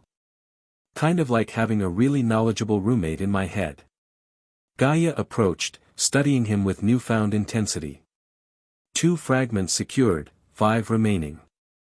Each retrieval will become more difficult as Kronos realizes our strategy. We need to accelerate our efforts, Naruto agreed. The longer we take, the more time Kronos has to prepare his defenses. The next fragment, Percy/Thalassa said, rising to his feet with fluid grace, exists in what you would call the dreamlands, the collective unconscious where mortal minds meet during sleep. Great, Grover sighed. Another abstract dimension. Because the first one worked out so well. The dreamlands are less abstract than the idiosphere, Naruto explained. They contain manifestations of mortal subconscious, taking forms that human minds can comprehend. Which means they're filled with nightmares and weird symbolism, Annabeth pointed out. Among other things, Gaia confirmed. But they're also more accessible. We won't need elaborate rituals to enter, only deep sleep. So we, take a nap? Percy asked, his voice fully his own again though the glow remained in his eyes. An oversimplification, but essentially correct, Naruto said. Here in Gaia's sanctuary, we can enter a protected sleep state that allows controlled access to the dreamlands. While our bodies remain safe from Kronos' direct attacks, Gaia added. Even he cannot easily penetrate to this depth of the Earth's crust. What about the other fragments? Annabeth asked practically. Do we have to go after them one by one like this? Unfortunately, yes, Naruto confirmed. Kronos was clever in his fragmentation strategy. Each piece exists in a different dimensional plane, each requiring specific methods of access. And time works differently in these other planes, Gaia added. What feels like hours there may be minutes here, or vice versa. Percy felt Thalassa's consciousness stirring within him, providing information. The next 3 fragments are in adjacent realms, the dreamlands, the memory nexus, and the elemental plane of water. With each fragment recovered, our access to subsequent locations becomes easier. And the final 2? Grover asked. More challenging, Percy/Thalassa admitted. One exists in what you would call the underworld, though a deeper level than Hades's domain.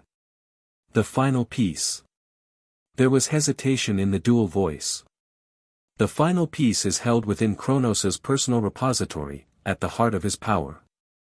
So we saved the boss fight for last, Percy summarized, regaining full control of his voice. Seems appropriate.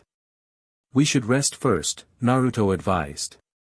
The journey to the Dreamlands will require full strength, and the battle at Black Mesa depleted our reserves.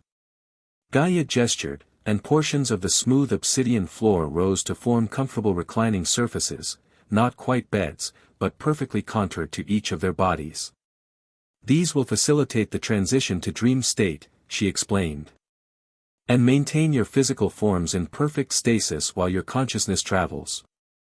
As they moved toward the stone couches, Annabeth caught Percy's arm. Are you sure you're okay with this? She asked quietly. Sharing your body with an ancient sea goddess? Percy considered the question seriously, feeling Thalassa's presence waiting respectfully for his answer. It's strange, he admitted. But also kind of amazing. I've always felt connected to the sea, and now I understand why that connection goes deeper than just my dad being Poseidon. There's something right about it. Just be careful you don't lose yourself, Annabeth cautioned. Primordial entities have different concepts of individual consciousness than humans do. I hear you, Percy assured her. But so far, she's been respectful of boundaries. It feels more like cooperation than possession. He felt a wave of agreement from Thalassa's consciousness, a wordless confirmation that she had no intention of subsuming his identity. They settled onto the stone couches, which proved surprisingly comfortable despite their material. Gaia and Naruto took positions at opposite ends of the chamber, preparing to guard their physical forms during the dream journey. Focus on the fragments already gathered, Naruto instructed as they prepared for sleep. Let them guide you to their missing pieces. And remember, in the Dreamlands, imagination has real power. What you believe becomes reality there. Great, Grover muttered. No pressure to keep our thoughts positive or anything. One last thing, Gaia added.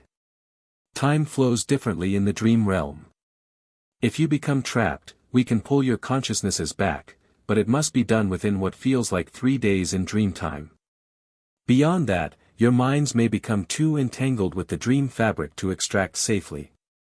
3 days to find a needle in an infinite haystack of weird dreams, Percy summarized. Should be fun. You won't be searching blindly, Naruto assured them. The fragments call to each other. Trust the guidance of those you've already recovered. With those final instructions, Percy closed his eyes, focusing on the blue-green energy within his core. Thalassa's presence enveloped his consciousness like gentle waves, easing him toward the sleep state that would serve as their gateway.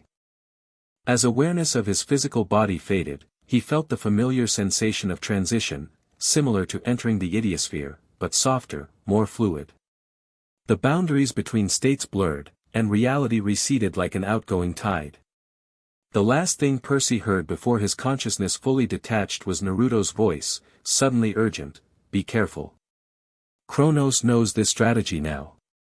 He'll be waiting for you. Then the transition completed, and Percy found himself standing on a beach unlike any he'd ever seen, where the sand glowed like stardust, the ocean stretched in impossible directions including upward, and the sky contained not one but 3 moons of different colors. The Dreamlands had welcomed them. And somewhere in this infinite realm of collective unconscious, the third fragment of Thalassa waited to be found. Percy turned to find Annabeth and Grover beside him, their dream forms slightly altered from their physical appearances, more idealized, as if reflecting their self-image rather than strict reality. Everyone make it? He asked, his voice echoing strangely in the dream atmosphere. I think so, Annabeth replied, looking down at her dream body with curiosity. This is so weird. I feel completely real, but I know I'm asleep. That's because we're not technically dreaming, Percy explained, drawing on Thalassa's knowledge. We're conscious visitors to the realm where dreams occur. We're not subject to dream logic unless we allow ourselves to be. Speaking of weird, Grover said, pointing to the ocean, should water be doing that? They all turned to see the impossible ocean before them, waves moving in patterns that defied physics, colors shifting through spectrums beyond normal human perception, and most strikingly, portions of the water flowing upward to form arches and spirals in the air. It's responding to my presence, Percy realized. To the fragments. He stepped toward the shoreline, letting the dream water wash over his feet. The moment it touched him, the entire ocean seemed to shudder in recognition, colors intensifying and patterns becoming more organized. She's here, Percy said with certainty. Not just the fragment we're seeking, but aspects of Thalassa's consciousness embedded in the dream realm itself. The ocean is fundamental to human unconscious, it appears in the dreams of every culture, every era. So how do we find the specific fragment? Annabeth asked practically. Percy closed his eyes, allowing Thalassa's partial consciousness to guide him. This way, he said after a moment, pointing down the shoreline. Where the 3 moons align over the water. As they walked along the glittering beach, the dreamscape around them continuously shifted. Landmarks appeared and disappeared, representing the fluid nature of the collective unconscious. They passed dream scenarios playing out like theater scenes, a woman flying above a city, a man desperately trying to run from shadow creatures, children discovering doorways to fantastic realms. These are active dreams, Annabeth observed. People currently sleeping in the real world. Yes, Percy confirmed. Billions of dreams occurring simultaneously, creating the fabric of this realm. They continued toward the point where the 3 moons, one silver, one amber, one pale blue, were slowly converging overhead. As they approached, the dream ocean became increasingly responsive to their presence, waves reaching toward them like curious fingers. The shoreline eventually led them to a circular bay, where the water was eerily still despite the active waves everywhere else. At the center of this perfectly calm circle floated what appeared to be an island, though island didn't quite capture its nature. It was a 3-dimensional mandala of interlocking symbols and structures, continuously rotating and reconfiguring itself while somehow maintaining its essential form. The dream nexus, Percy identified it, Thalassa's knowledge flowing through him. The point where the most universal dream symbols converge. Every human civilization's dream archetypes meeting in one location. And the fragment? Grover asked, eyeing the impossible structure with trepidation. At the center, Percy replied. But reaching it won't be simple. The nexus defends itself against conscious intrusion. As if confirming his words, the space between the shore and the floating mandala island began to ripple. From the dream waters rose figures, humanoid but clearly not human, their forms composed of fluid dream stuff that never quite settled into fixed appearances. Dream wardens, Percy identified them. Manifestations of the collective unconscious's self-defense mechanisms. Can we fight them? Annabeth asked, reaching for a dream version of her dagger that had materialized at her hip. Not directly, Percy cautioned. They're not individuals but patterns, attack one, and it simply reforms from the dream fabric. So how do we get past them? Grover bleated nervously as the wardens began to approach, gliding across the water's surface with menacing grace. Percy felt Thalassa's consciousness surging forward, offering insight. We don't fight them, we convince them we belong here. And how exactly do we do that? Annabeth pressed. By becoming dreamers rather than intruders. Percy stepped forward, raising his hands in a gesture of peace toward the approaching wardens. Follow my lead, and whatever happens, don't resist the dream logic. Work with it, not against it. The nearest warden stopped just short of the shoreline, its fluid features resolving momentarily into a face of striking beauty and ancient wisdom. Conscious minds do not walk the dreamlands uninvited, it stated, its voice resonating directly in their thoughts rather than through the air. State your purpose or be removed. Percy let Thalassa guide his response. We seek what was lost, a fragment of the primordial sea, hidden here by the Lord of Time. The warden's features shifted, displaying something like recognition. The fragmentation. Yes, we have felt the imbalance. Its gaze fixed on Percy with uncomfortable intensity. You carry her essence already. 2 parts of the 7. We need the 3rd, Percy confirmed. To restore what was broken. The warden seemed to consider this, its form rippling with what might have been emotion. The fragment you seek has become integral to the dream fabric. Removing it will alter the structure of this realm. Not removing, Percy corrected. Reuniting. The fragment will remain connected to the dreamlands, but its primary allegiance must return to its original wholeness. Behind the first warden, others had gathered, dozens of fluid forms watching the exchange with alien curiosity. "We require proof," the lead warden declared. "Proof that you understand the true nature of dreams, and thus are worthy to approach the Nexus." Percy glanced at Annabeth and Grover, silently urging them to follow his lead. "We accept your challenge." The warden gestured, and the dreamscape around them dissolved. When it reformed, they stood in a labyrinth of mirrors, each reflecting not their physical appearances but their deepest fears, desires, and unacknowledged truths. The mirror maze of self, the warden's voice explained, though its form was no longer visible. Navigate to the center by facing what you truly are, not what you pretend to be. Lies will lead you astray, truth will guide you forward. Percy looked at his friends. "Remember, don't fight the dream logic. Embrace it."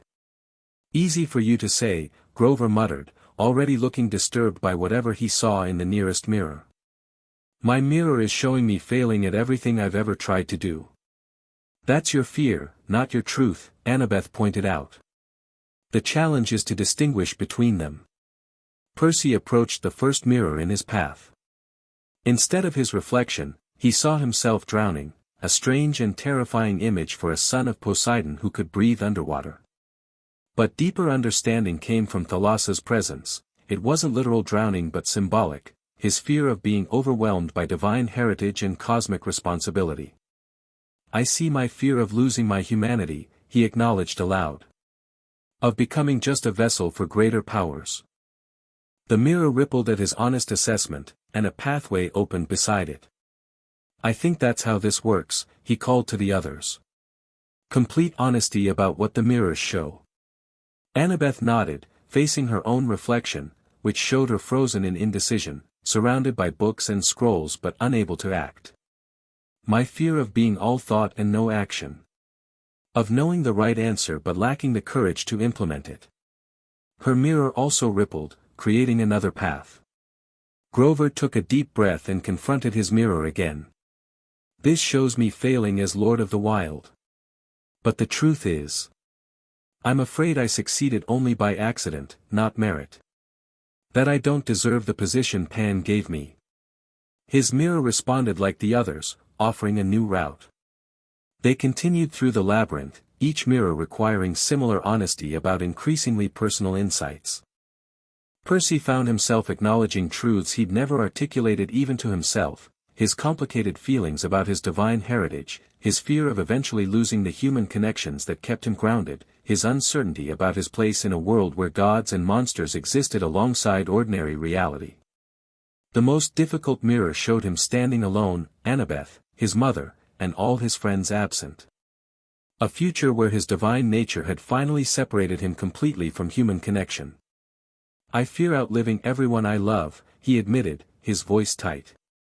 "Becoming immortal not by choice but by the primordial essence I now carry." This mirror took longer to respond, but eventually rippled open to reveal the center of the labyrinth, a circular chamber where a single pool of water glowed with familiar blue-green light. Annabeth and Grover emerged from their own paths seconds later, looking emotionally drained but determined. "That was intense," Annabeth said quietly. "Dream therapy, hardcore edition," Grover agreed with a weak smile. At the center of the chamber, the glowing pool began to ripple. From its depths rose a perfect sphere of water, identical to the previous fragments but somehow more vibrant, more alive. It hovered at eye level, rotating slowly as if examining them. The third fragment, Percy confirmed, feeling the two he already carried responding powerfully to its presence. The lead warden materialized beside the pool, its fluid features more defined than before. "You have proven worthy of approach.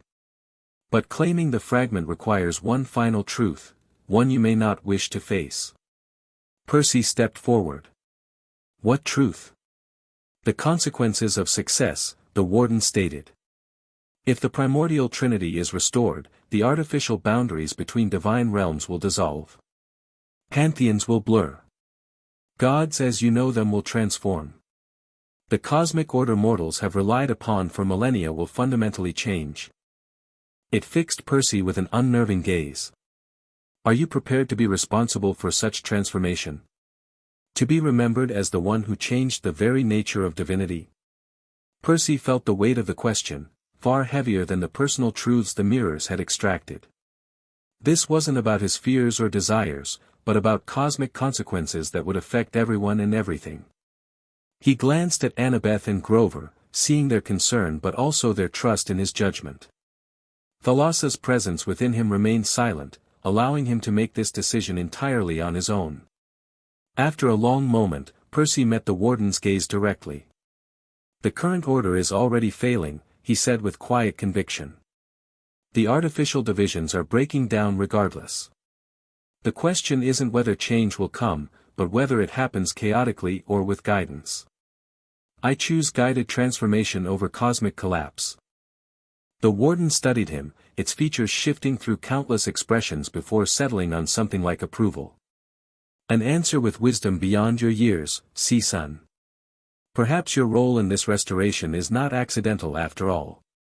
It gestured to the floating sphere. Take what is yours by right of understanding. The dreamlands acknowledge your claim.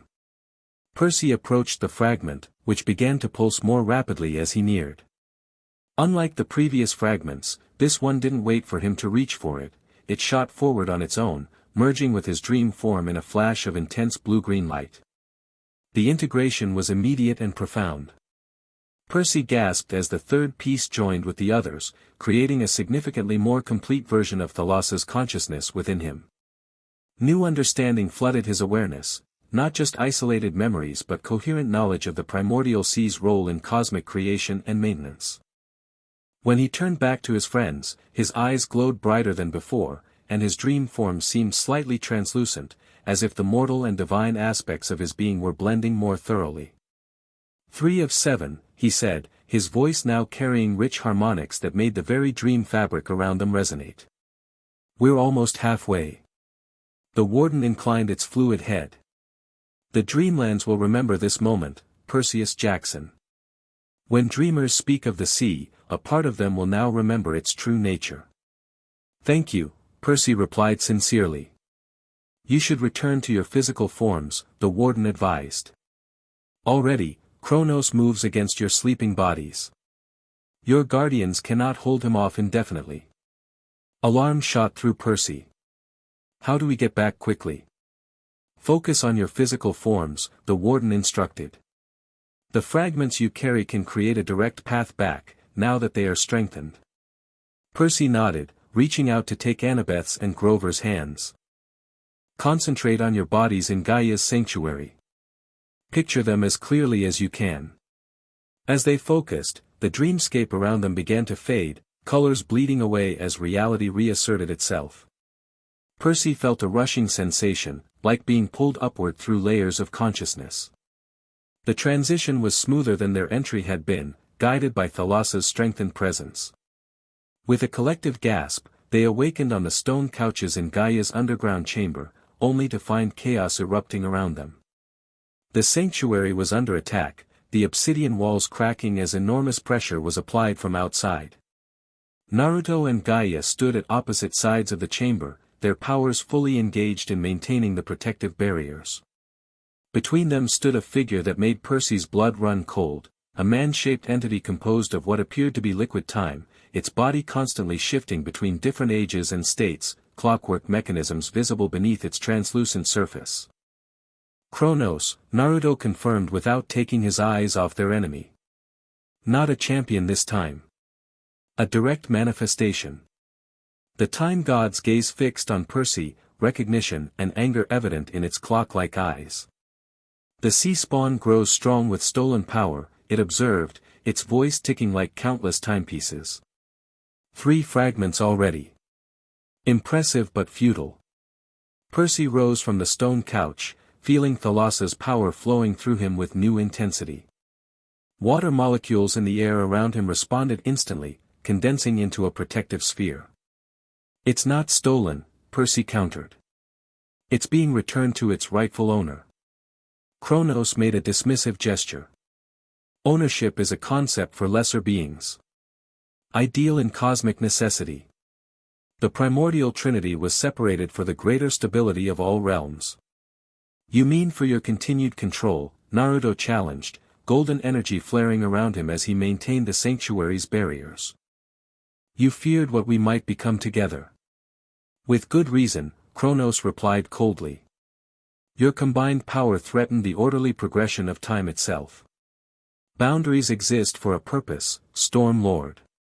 Gaia's earthen form trembled with barely contained rage. You lied to all of us. Made us believe we had betrayed each other. A necessary deception, Kronos said without remorse.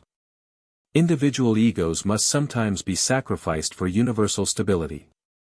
Percy felt Thalassa's consciousness surge forward, her voice emerging from his lips without his conscious decision. You had no right to make that choice for all creation. The Trinity was the foundation upon which healthy cosmic order was built. Without us, all that came after was compromised from the beginning. Kronos studied Percy/Thalassa with something like clinical interest. Fascinating. The sea goddess speaks through her mortal vessel. But you remain fragmented, Thalassa. A shadow of your true self. A shadow that grows more substantial with each fragment recovered, Percy/Thalassa countered. The time god's form rippled with what might have been concern. You will not obtain the remaining pieces. I have moved them beyond your reach. Nothing is beyond our reach when we work together, Naruto declared.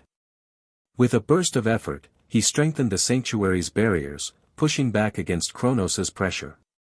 The time god, something went wrong with this response. Please try again. Go on and begin the next chapter. The end. Thank you for watching this video. Please be sure to subscribe to our channel and like this video.